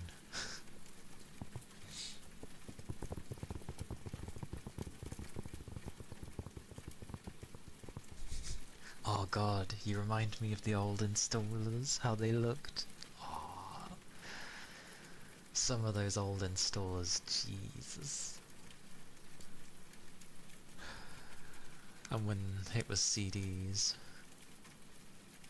not DVDs, CDs, it's like, please insert disc 1, please insert disc 2, disc 3, disc 4. Because a CD could only hold up to 700 megs, or something around that. And the DVD was like, what, a gig and a bit? Something like that. I remember that doing plenty, having to install discs. Multiple discs. Indeed. That was good fun. I do remember some when it came with like the floppy disks as well. Not the ones that were actually floppy. The next iteration of floppy disk, where it actually had a little disk if you pulled back the little black bit. But I remember a few of those games I had actual floppy. Those types of floppy disks, and there's quite a few of them. It was like a little wad of floppy disks to install the game. But same fashion as the CD.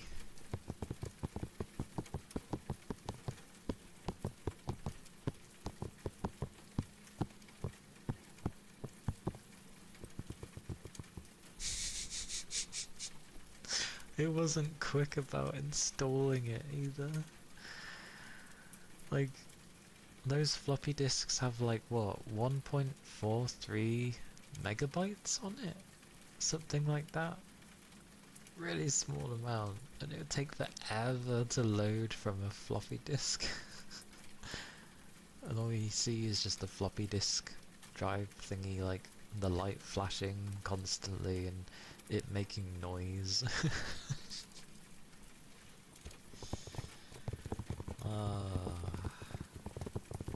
It's kinda nice. Old machines had their charm.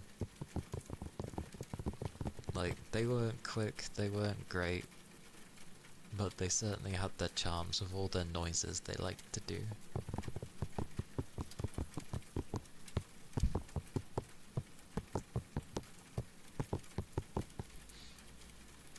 And PCs actually having a screensaver with like dots going all over the place, or it was, I guess it was like a thing travelling along the screen, like a dot per se travelling along the screen, but then loads of dots would just come off of it, and then it would do shapes and patterns and swivels and different colours, and it was nice. Yagi! Hello! Thank you for the head pats. Hello. Back when we used to have patience, we certainly had more of it back then, that's for sure. Like, I still have my patience, but I doubt it's going to be anything like how it was when I was dealing with those things. I remember the days though when I eventually had speedier stuff, and how things weren't taking minutes to load, and it was just, you know, so quick. It was so nice. Yeah, weekend goes okay. It be the weekend, after all. I hope you ended up having a good rest.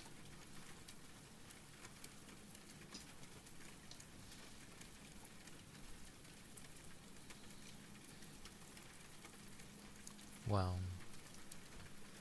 I think there's patience and then there's tolerance.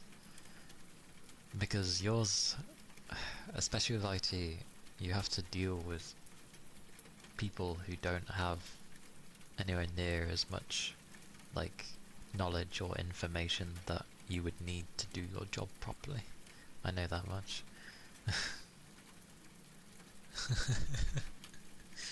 You've instead got to deal with people who don't know what you're on about. Oh my god, don't. I had an update today, or like when I was turning my machine off, and it's like, oh, I want to update 5 minutes. I'm like, 5 minutes, my ass, you always take at least like 15-20 minutes. Why have I got to sit around for 15-20 minutes when I just want to go to bed? And you know what? Because I don't update it regularly, it's told me again it has an update. I just updated it. Why does it have another update? What the... Oh. I hate Windows. I hate new Windows. Old Windows was fine. New Windows is ass. Like, it's no wonder people can't really get things to work on their machines, and that includes people who try to scam you, because they keep updating and breaking things so often that what are you supposed to do? Also, how does a Windows update take 4+ hours? That's insane.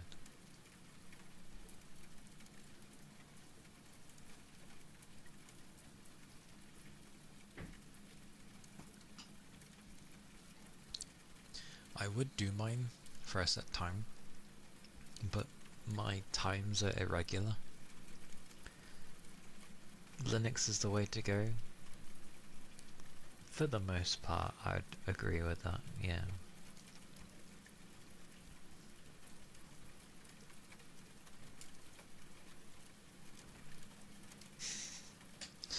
Linux. What's the current Linux that people were liking? I forget it, because there's different versions, isn't there? What's the current, like, amazing one people are liking currently? Because I saw something recently where they were showing... I think they were showing Crimson Desert. Like, how it runs on Windows and how it runs on Linux. And thank you for the 7 stream streak, Yagi. I appreciate it. Oh, and I've had my Ether charge.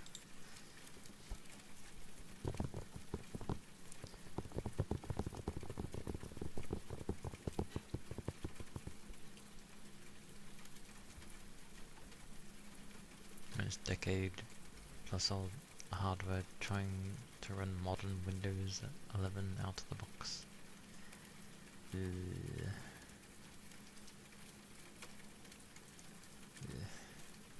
Aren't they actually going to be doing Windows 12? We were supposed to stop at Windows 10, I think. Then suddenly it's like, no, we're doing 11. Oh, we're gonna stay with 11.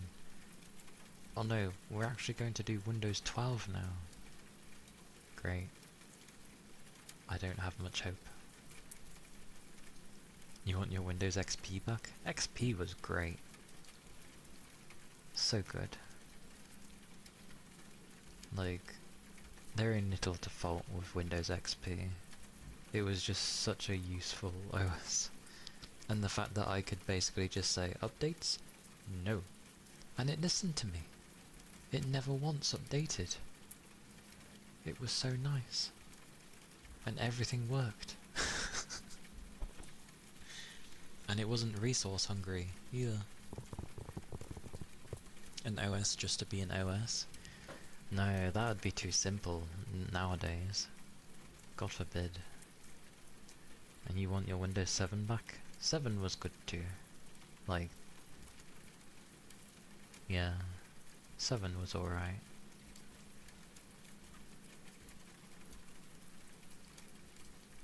I don't think I really had any issues with 7. Poor souls for anyone that went for Windows 8. The tablet OS.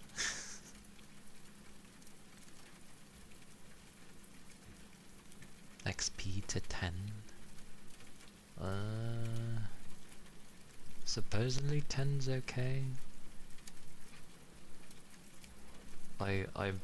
I'm on 11, but I micromanage the hell out of 11 because it constantly keeps trying to do stuff and I constantly keep telling it off back.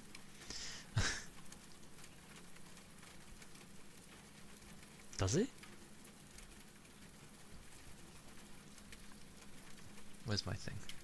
Where's my thing?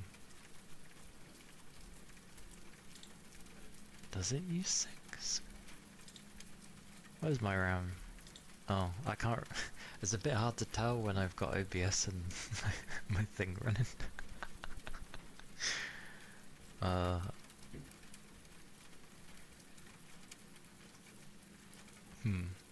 Wait. Surely I can see what's using what. hogging browsers, as always, using a gig. OBS uses a couple of hundred megs, it's not that bad. Steam uses a couple of hundred megs. And VTube Studio uses a bit more than a couple of hundred megs.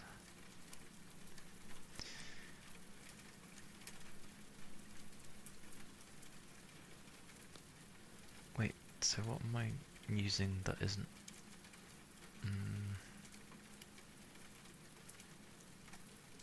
What the blazes? Mine never reaches that high. Oh damn, 75% RAM use. Actually, these are work ones, aren't they? Because I think I remember looking at the usage at my work one, and its RAM usage was really high. I just thought it had very low RAM. Because I have seen it be very high. And then when you're just simply trying to load like an internet page, it flipping sometimes hits 100 and you're like, why is nothing loading? Because it can't. It has no room to maneuver. Yep, I can believe this. I can actually believe this.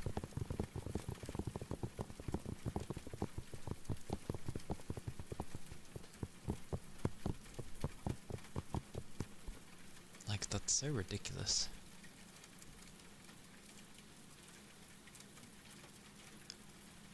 Kinda obligated to update. That's a shame. I think mine came with 11. And yeah, mine came with 11. I had no other choice.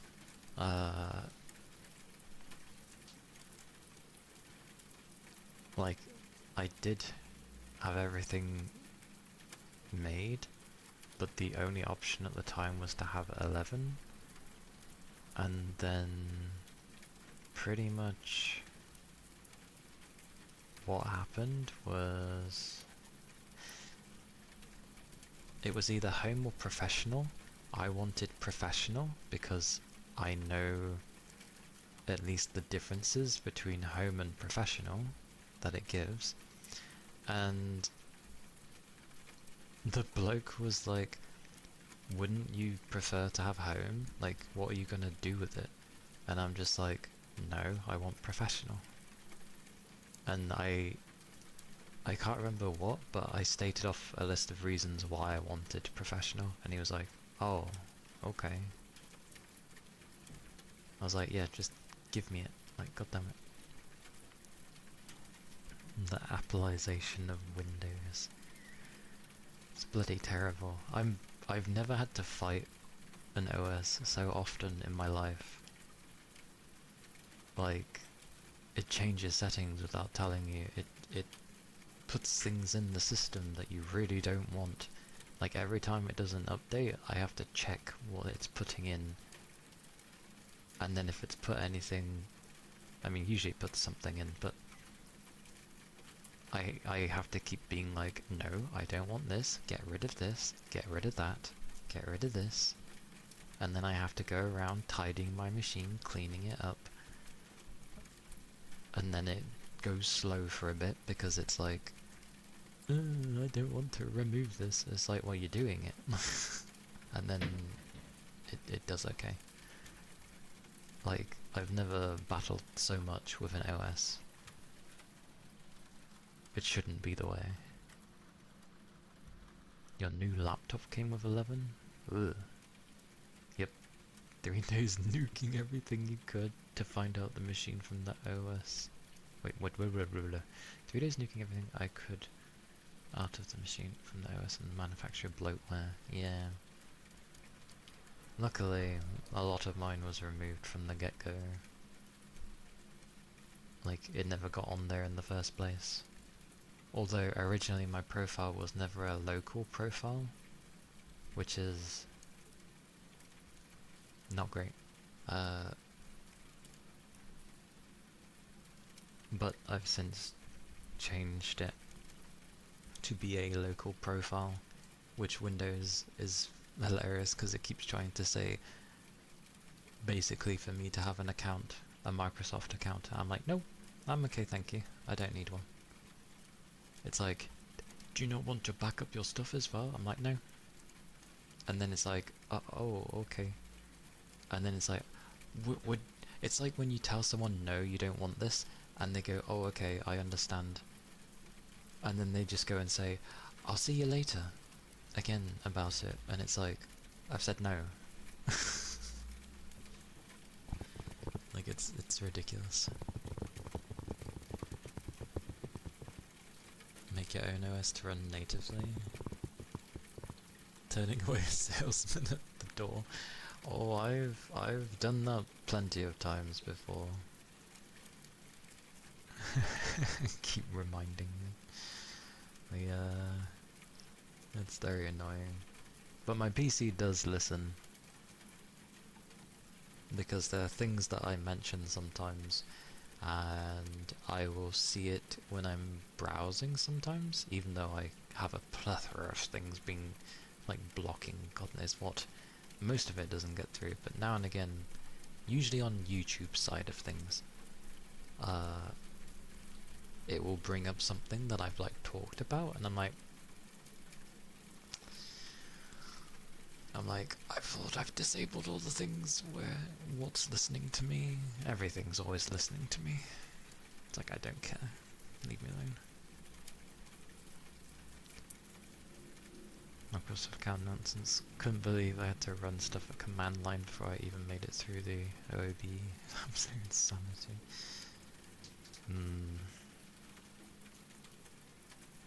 Yeah.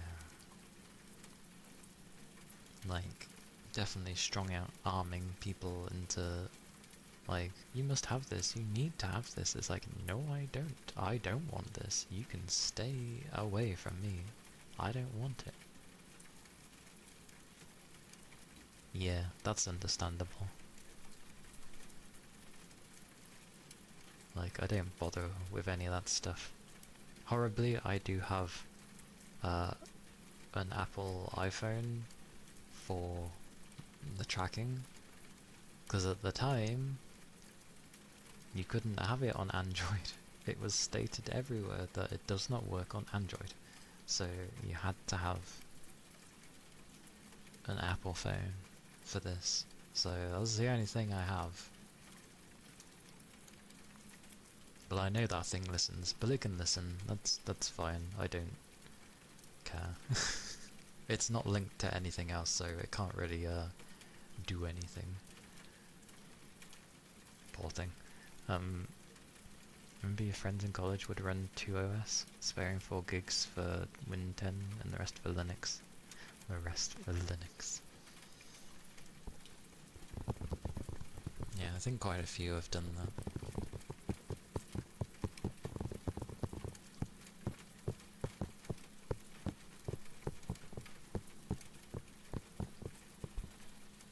Oh, hello Toby.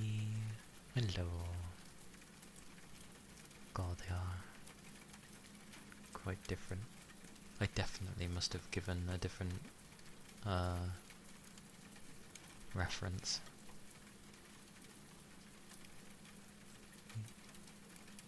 Yeah, definitely a different reference. Oh well. They're all over the place, it kinda helps. Yes. A laughing emote. Which was done by the same one that did like my heart emotes and stuff like that. And it came out different. So the only thing I can fathom is that I must have gave them a different reference. Yeah. It helps with variety anyway, so it works. Hello Red, welcome in.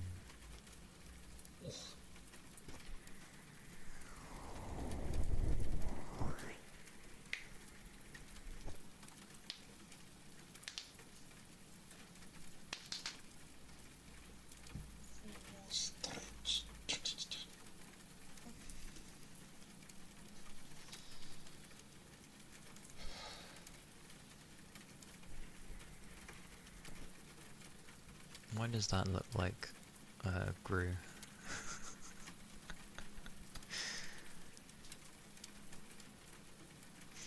Wow, wow, wow, wow, wow, wow, wow.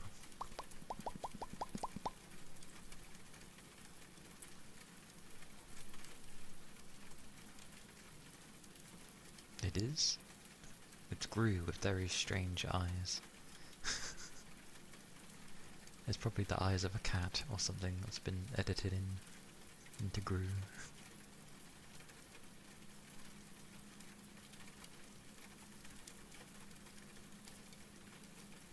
Which is kind of freaky in a way.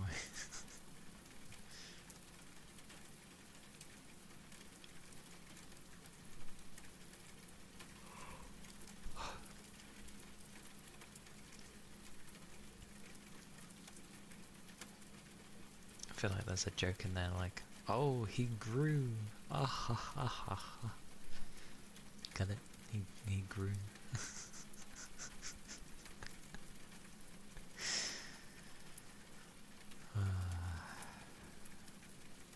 Groovy grew. Oh god damn it. I was gonna say something and I said my joke and I've forgotten. What was I gonna say? Something.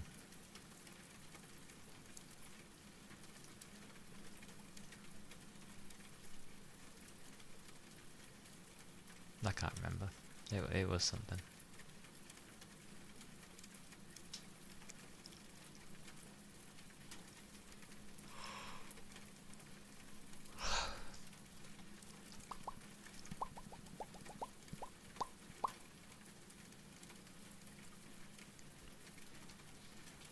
It's gone out my head.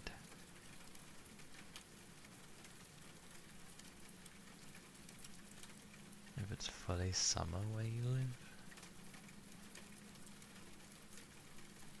No summer, no heat. Well, we need a certain amount of heat. No unbearable heat.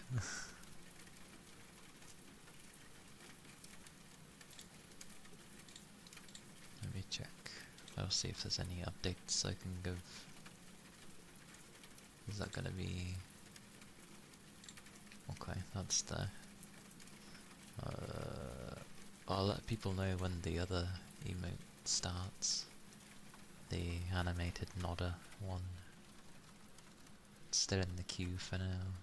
But when it gets worked on, I'll let people know. Because chances are, when it gets worked on, it's probably going to be done or something. Don't know, depends. You turn on the faucet and the water nearly burns your hand. That's some hot water. Peak today was 39. Whoa! No thank you. I love 39, but I do not want that heat. Thank you very much.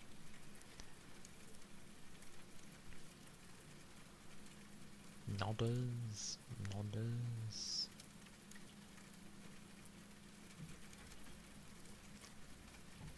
39 degrees. Would you like to know my temperature today, Yagi? It was 14 earlier. It's now 13 degrees. Isn't that so hot?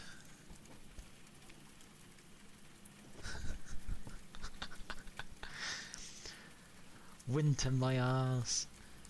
Bloody, do you know what temperatures I've been having? 3 and 5 degrees. 14 and 13 feels so much warmer when you've gotten used to 3 and 5 degrees. And sometimes like 1 on some days. Anything under 20 is considered winter here. That's fair, because like as soon as it goes under 25 for me, I tend to find that like still comfortable. When it gets like above 26 is when I start to feel uncomfortable, and then 30 onwards and 35 plus is where I start being like it's hot, but I just stop caring because I don't have the energy to care anymore. Yeah, 15 to 25 is fine. I don't mind how it is now. I'm just saying, like, it feels warm comparatively to when it's been, 3 and 5 degrees, because that's what I've gotten used to. So now the extra 10 degrees is noticeable. There's no such thing as spring anymore. No, don't say that. Spring is usually short for when it gives good times, but I don't want it completely gone.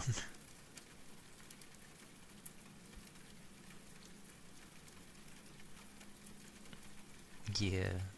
Oh god, yeah. Imagine being used to big minus numbers and then going into like a 0 degrees place and being like, oh, it's warm as hell. I'd be like, whoa, warm? 0 degrees is warm? What? Mad. The spring got melted. I imagine the spring just got boiled more than anything. Well, you know.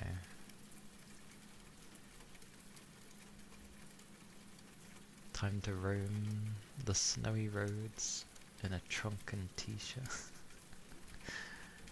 I've seen some people like that and I'm like, how are you okay? How are you not cold? But no, you see them, they're not shivering, their skin doesn't have, the prickly thing where it looks like there's loads of dots on you when you're really cold. None of that. They're just fine. Goosebumps, yeah. Nights have been semi-cold. Our nights are still cold, luckily. Like, the nights still go down into the single digits. So it still feels nice. It's when I end up waking up in the morning and it's gonna be like, close to 20 degrees or something like that. That'll be summertime, and then the day will turn into like 30 to 35 sort of thing, and I'll be like, ooh.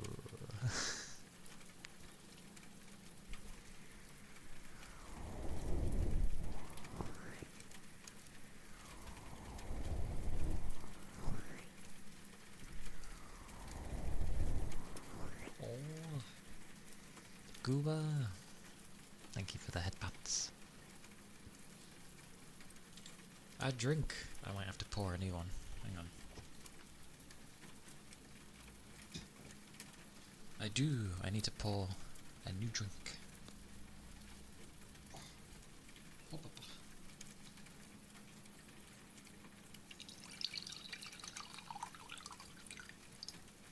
There was not much.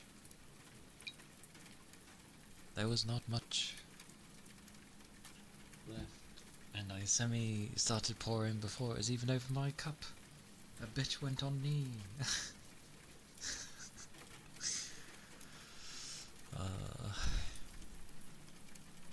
Hello though. Hello. Welcome in, Gooba. I hope you had a nice rest.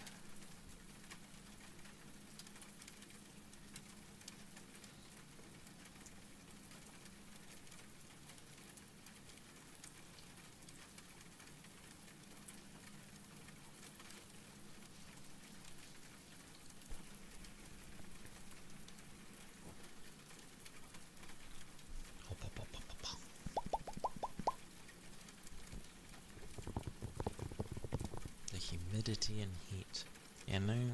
All of you having this heat is not filling me with much hope of what to expect in the coming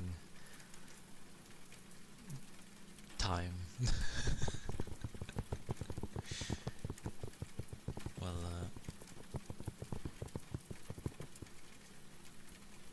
survive well with the humidity and heat. I will eventually be joining everybody. I just hope it isn't for a while. I don't enjoy it.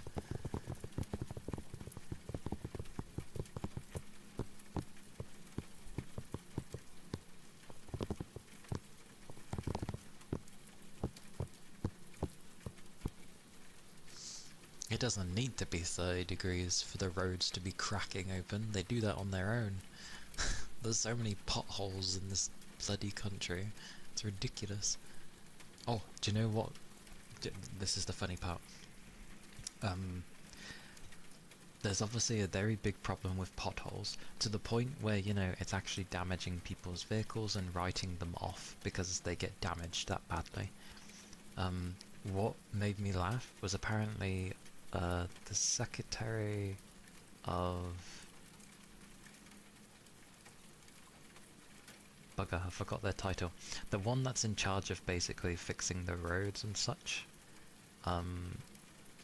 drove over a pothole and their car got written off. If that's not karma, I don't know what is.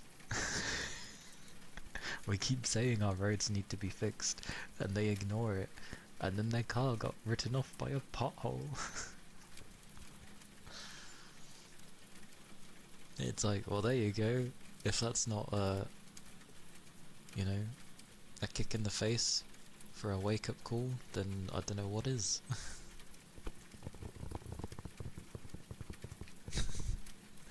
I will feel your fan, Goober, because I will end up putting my ceiling fan on, which helps. It does help. It's better than nothing. Like, I'll take it. Means, you know, aircon units don't really exist in this country, so...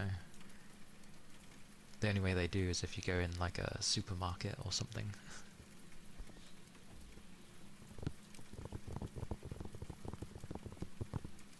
Well, you're down to 33 Fahrenheit.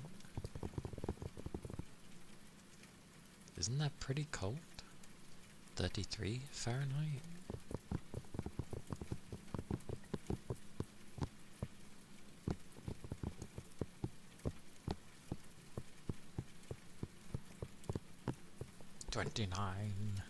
'29's awkward. I've had to sleep in that before. I just lay there and pass out, and that's about how that works. Bipolar weather. The weather has been all over the place. It's like sunny, and then suddenly you get snow or hail, windy rain, then it goes snowy again, then it's overcast. It's like, we're in those seasons where it's all over the place. It's about 1 to 0. Ah, okay. That's about what... Not what my mornings have been like, but some mornings were like very close to that. I remember having a morning where it was like 2 degrees randomly. Like, it had been between like 5 to 9 degrees, and on some days it actually reached double digits in the morning.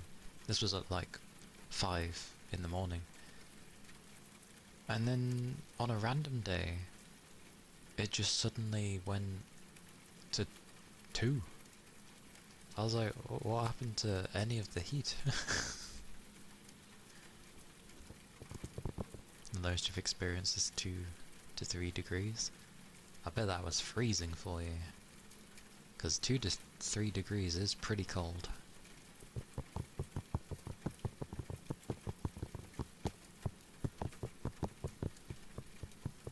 It was horrible. I can imagine if you're so used to, like, you know, 30, 40 plus degrees weather. That makes sense.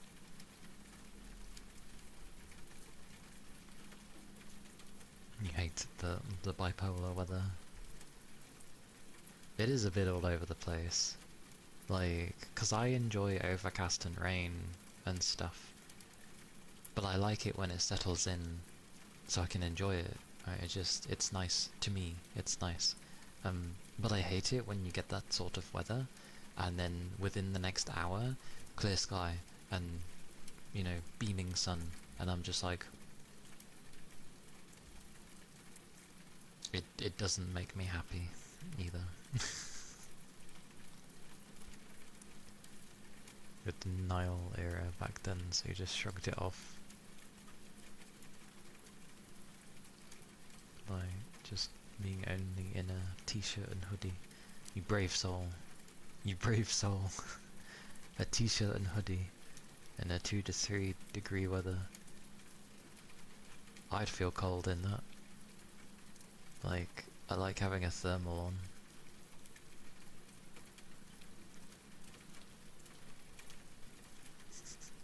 There's no way you can be this cold.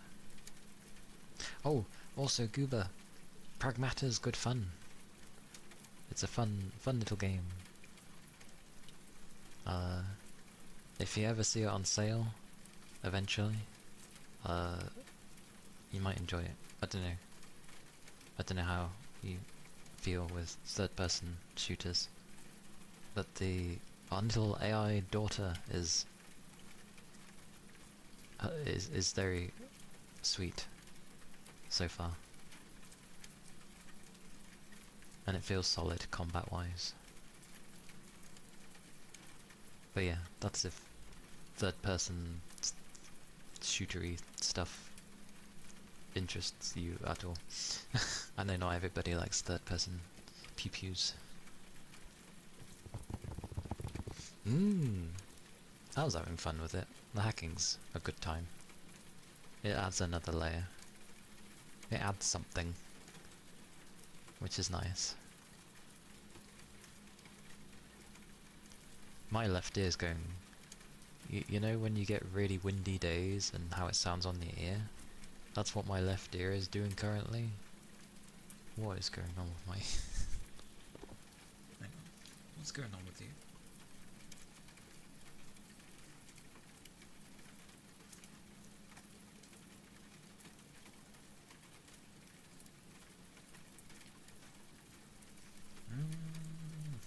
Calm down, you stupid ear.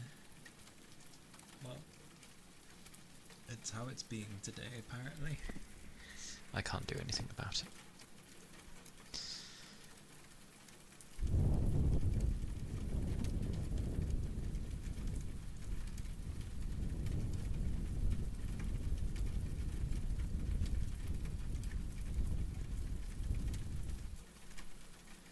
Yep. But my left ear is pretty screwed anyway, so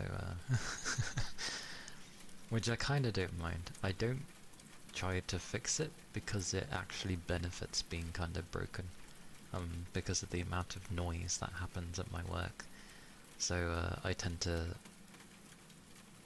shove the left side of my face towards any loud sounds, because I know it can take it.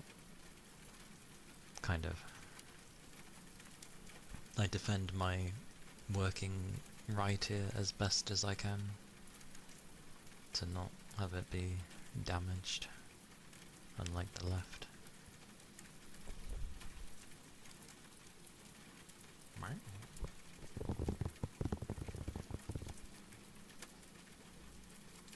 Whoosh.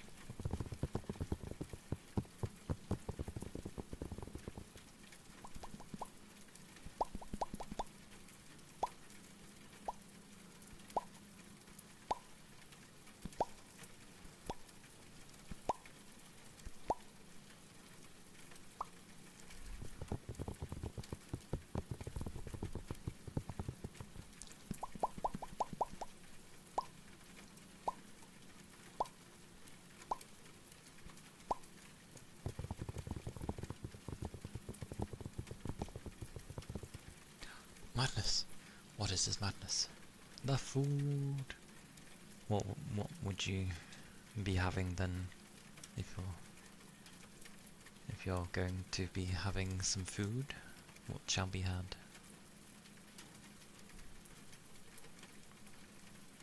Although, isn't it fairly late?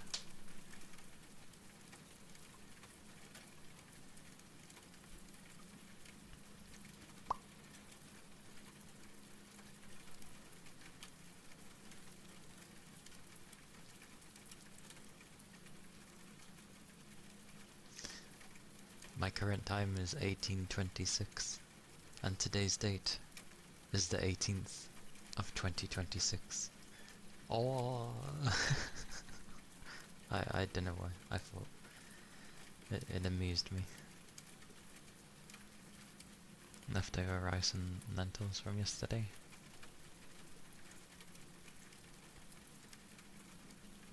I thought it was late, yeah, because give it a few more hours and you usually end up going to bed. You okay with a late dinner?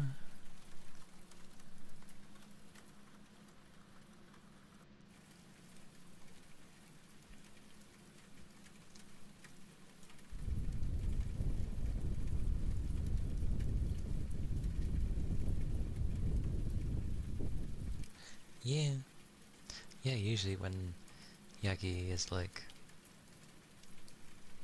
when my streams are like longer, or I guess kinda similar to how it's being now, it wouldn't be long before he'd be going to bed. Usually. Yeah. Might be best not to like eat something heavy then,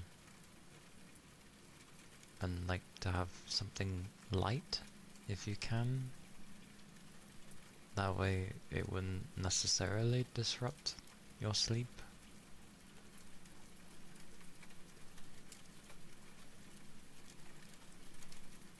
+5.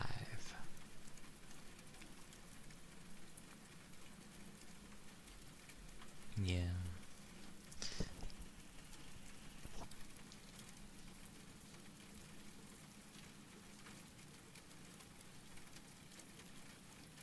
I think it's the same with like, I'm +5-ish ahead of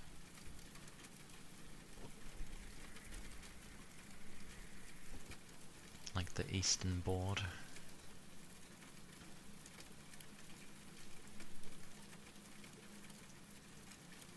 Some bread. As long as you have something that fills enough that isn't gonna like ruin your sleep, because I don't want you to mess up your rest. This is what we need to do now. Whenever we see Yagi, like the first thing we see Yagi, we should just be like, "Have you eaten?"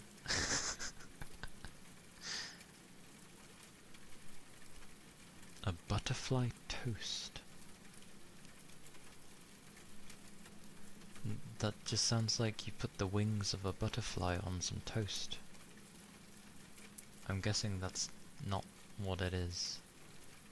Oh, buttery! Sorry, I read why did I read butterfly? Wait, I know why. It's because I keep seeing the butterfly. I keep seeing that butterfly, Toby. That's why butterfly's in my head.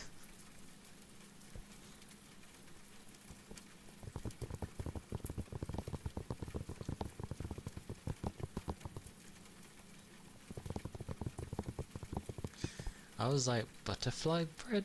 I was like, what's that? Oh, sorry, toast. Butterfly toast. I was like, does that like put some special pattern on the toast? Or is it like a particular type of like thing on the toast? Like, what is that? It's like, no, it's just buttery. It just said buttery. Oh.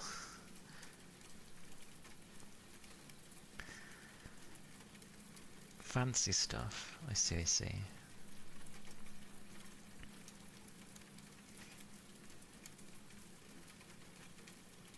Furious indeed.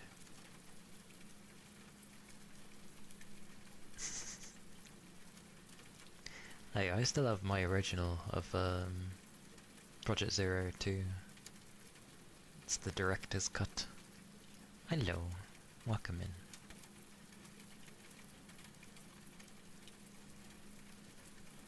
To put over the toast. Sounds like it would be a thing.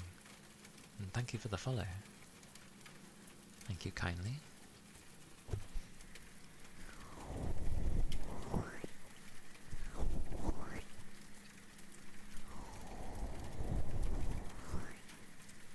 Yeah, my other three, well,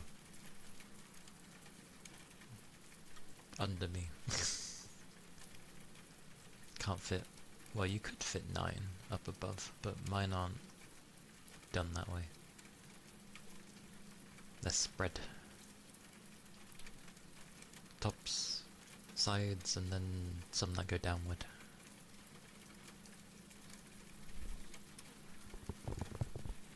It's a quick meal you came up with when you were a kid. It's for filling and tasty. A balance of sweet and savoury. Savoury! Oh, I like savoury. How does it work though?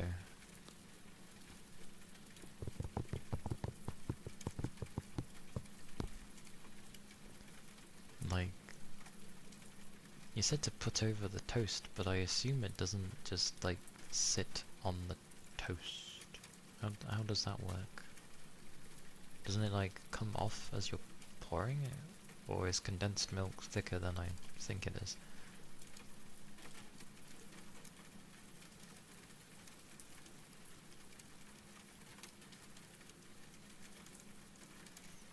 Hiding of all the tales.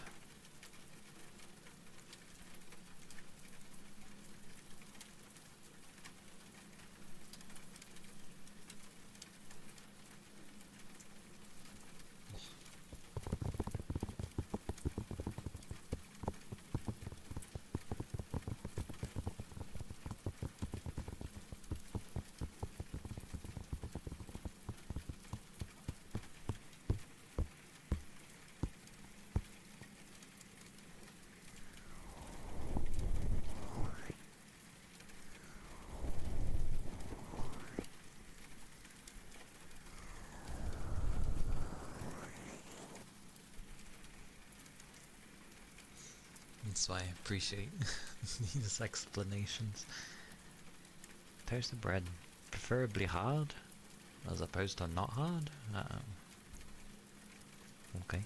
And cold condensed milk works best since it's thicker. A spoonful put on the top of the toast and just spread it like jam. Oh, so it would be like that. Oh, okay. So that's quite thick then, if you can spread it like it's a jam. Damn. Okay. Noted.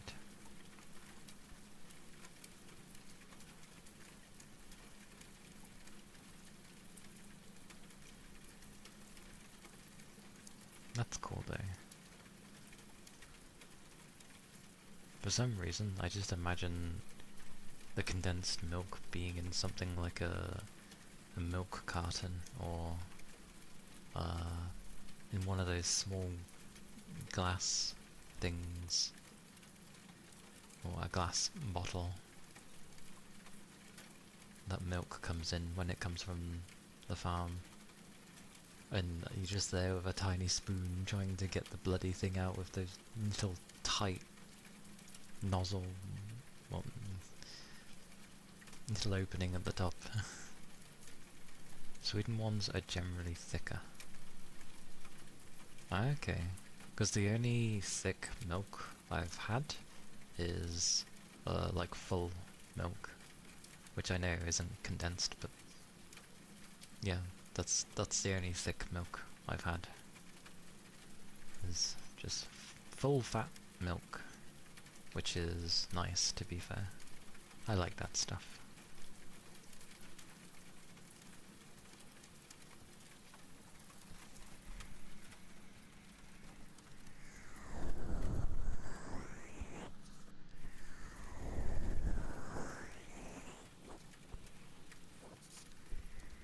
But obviously that's for drinking.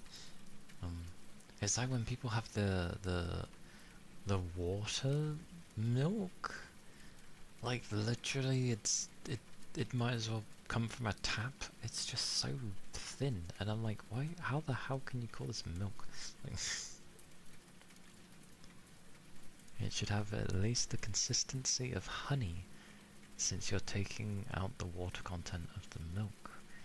Ah, honey is very thick though. Like, you drizzle that stuff on because, well, it's honey. It takes forever. Drizzling condensed milk. That's some goopy stuff. I'm now thinking of how milk is very goopy.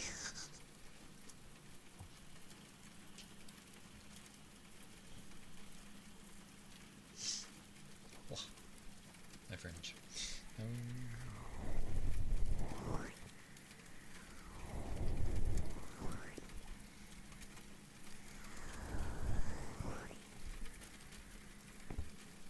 It paints the picture, so it works. Yeah. For some reason I kinda imagine, like, when you're trying to get it out, it wouldn't work the same as honey, like, you could drizzle it, but it'd be like, the closest one I can think of is like dried custard? And you have to, like, just take a bit. Slightly more runny. Yeah, slightly more runny than that. But that was the closest thing I could think of.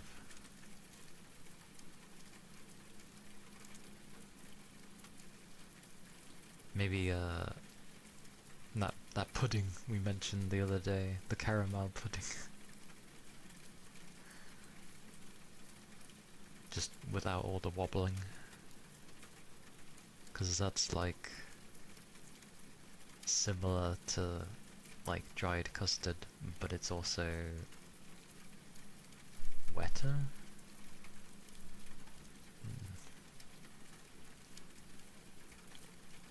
I remember when they did a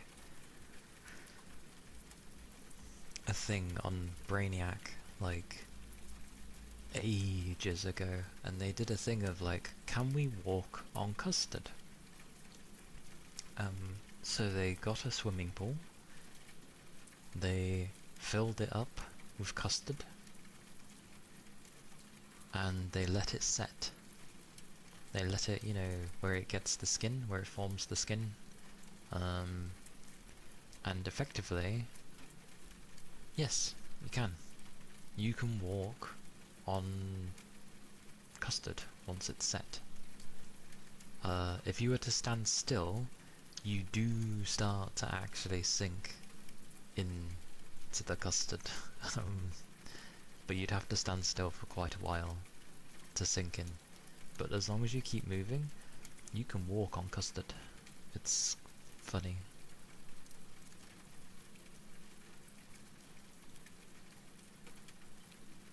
Yeah, kinda like quicksand. But not as quick. You'd have to stand there quite a while to start sinking in. And obviously when you start sinking in, it's custard, so it kind of clings to you, I guess you could say. You can't wait to run across some custard. Check if it's set first. That was the important thing of the test, is that they let the custard set. That's the important part. Because if you left it as it is, custard, when you leave it straight away, is obviously very liquidy. There's no way you can run on top of that. The only reason you can do it is because obviously when you leave custard alone, it gets that skin layer on top of it when it cools down. So yeah, let it get its skin layer, and because of the quantity that was in the swimming pool, the thickness of that layer was obviously quite a bit, and it's quite robust. So walk on water? No. Walk on custard? Yeah. I like custard though. I like custard, I like rice pudding, like, it's nice. Good stuff. Can't go wrong with them.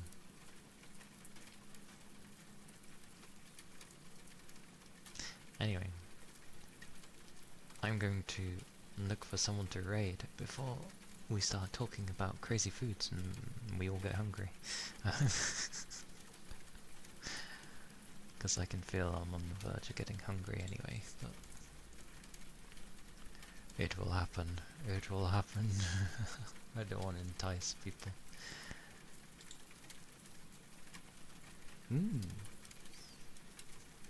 Thank you as well.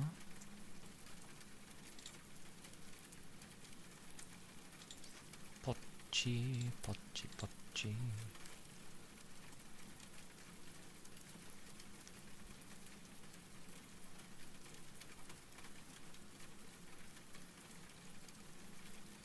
Yes, the usual. The usual. The usual run.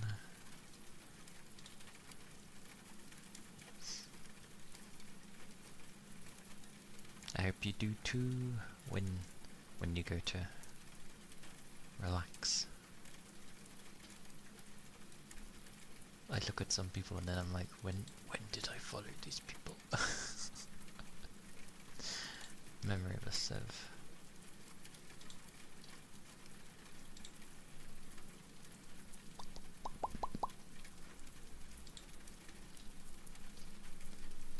Memory of a sieve.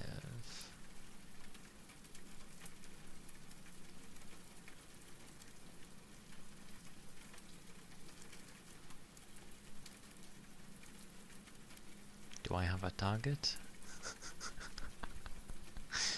That sounds so bad. I do have a target. Yes. I was gonna raid Sawyer.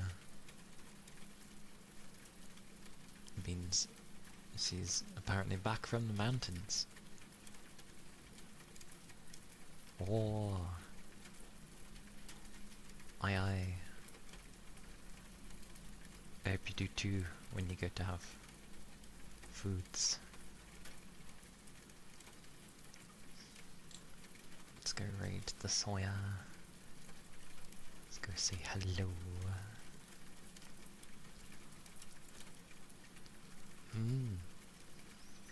Make sure you all take care. Make sure you keep your liquids up, especially if it's a hot day.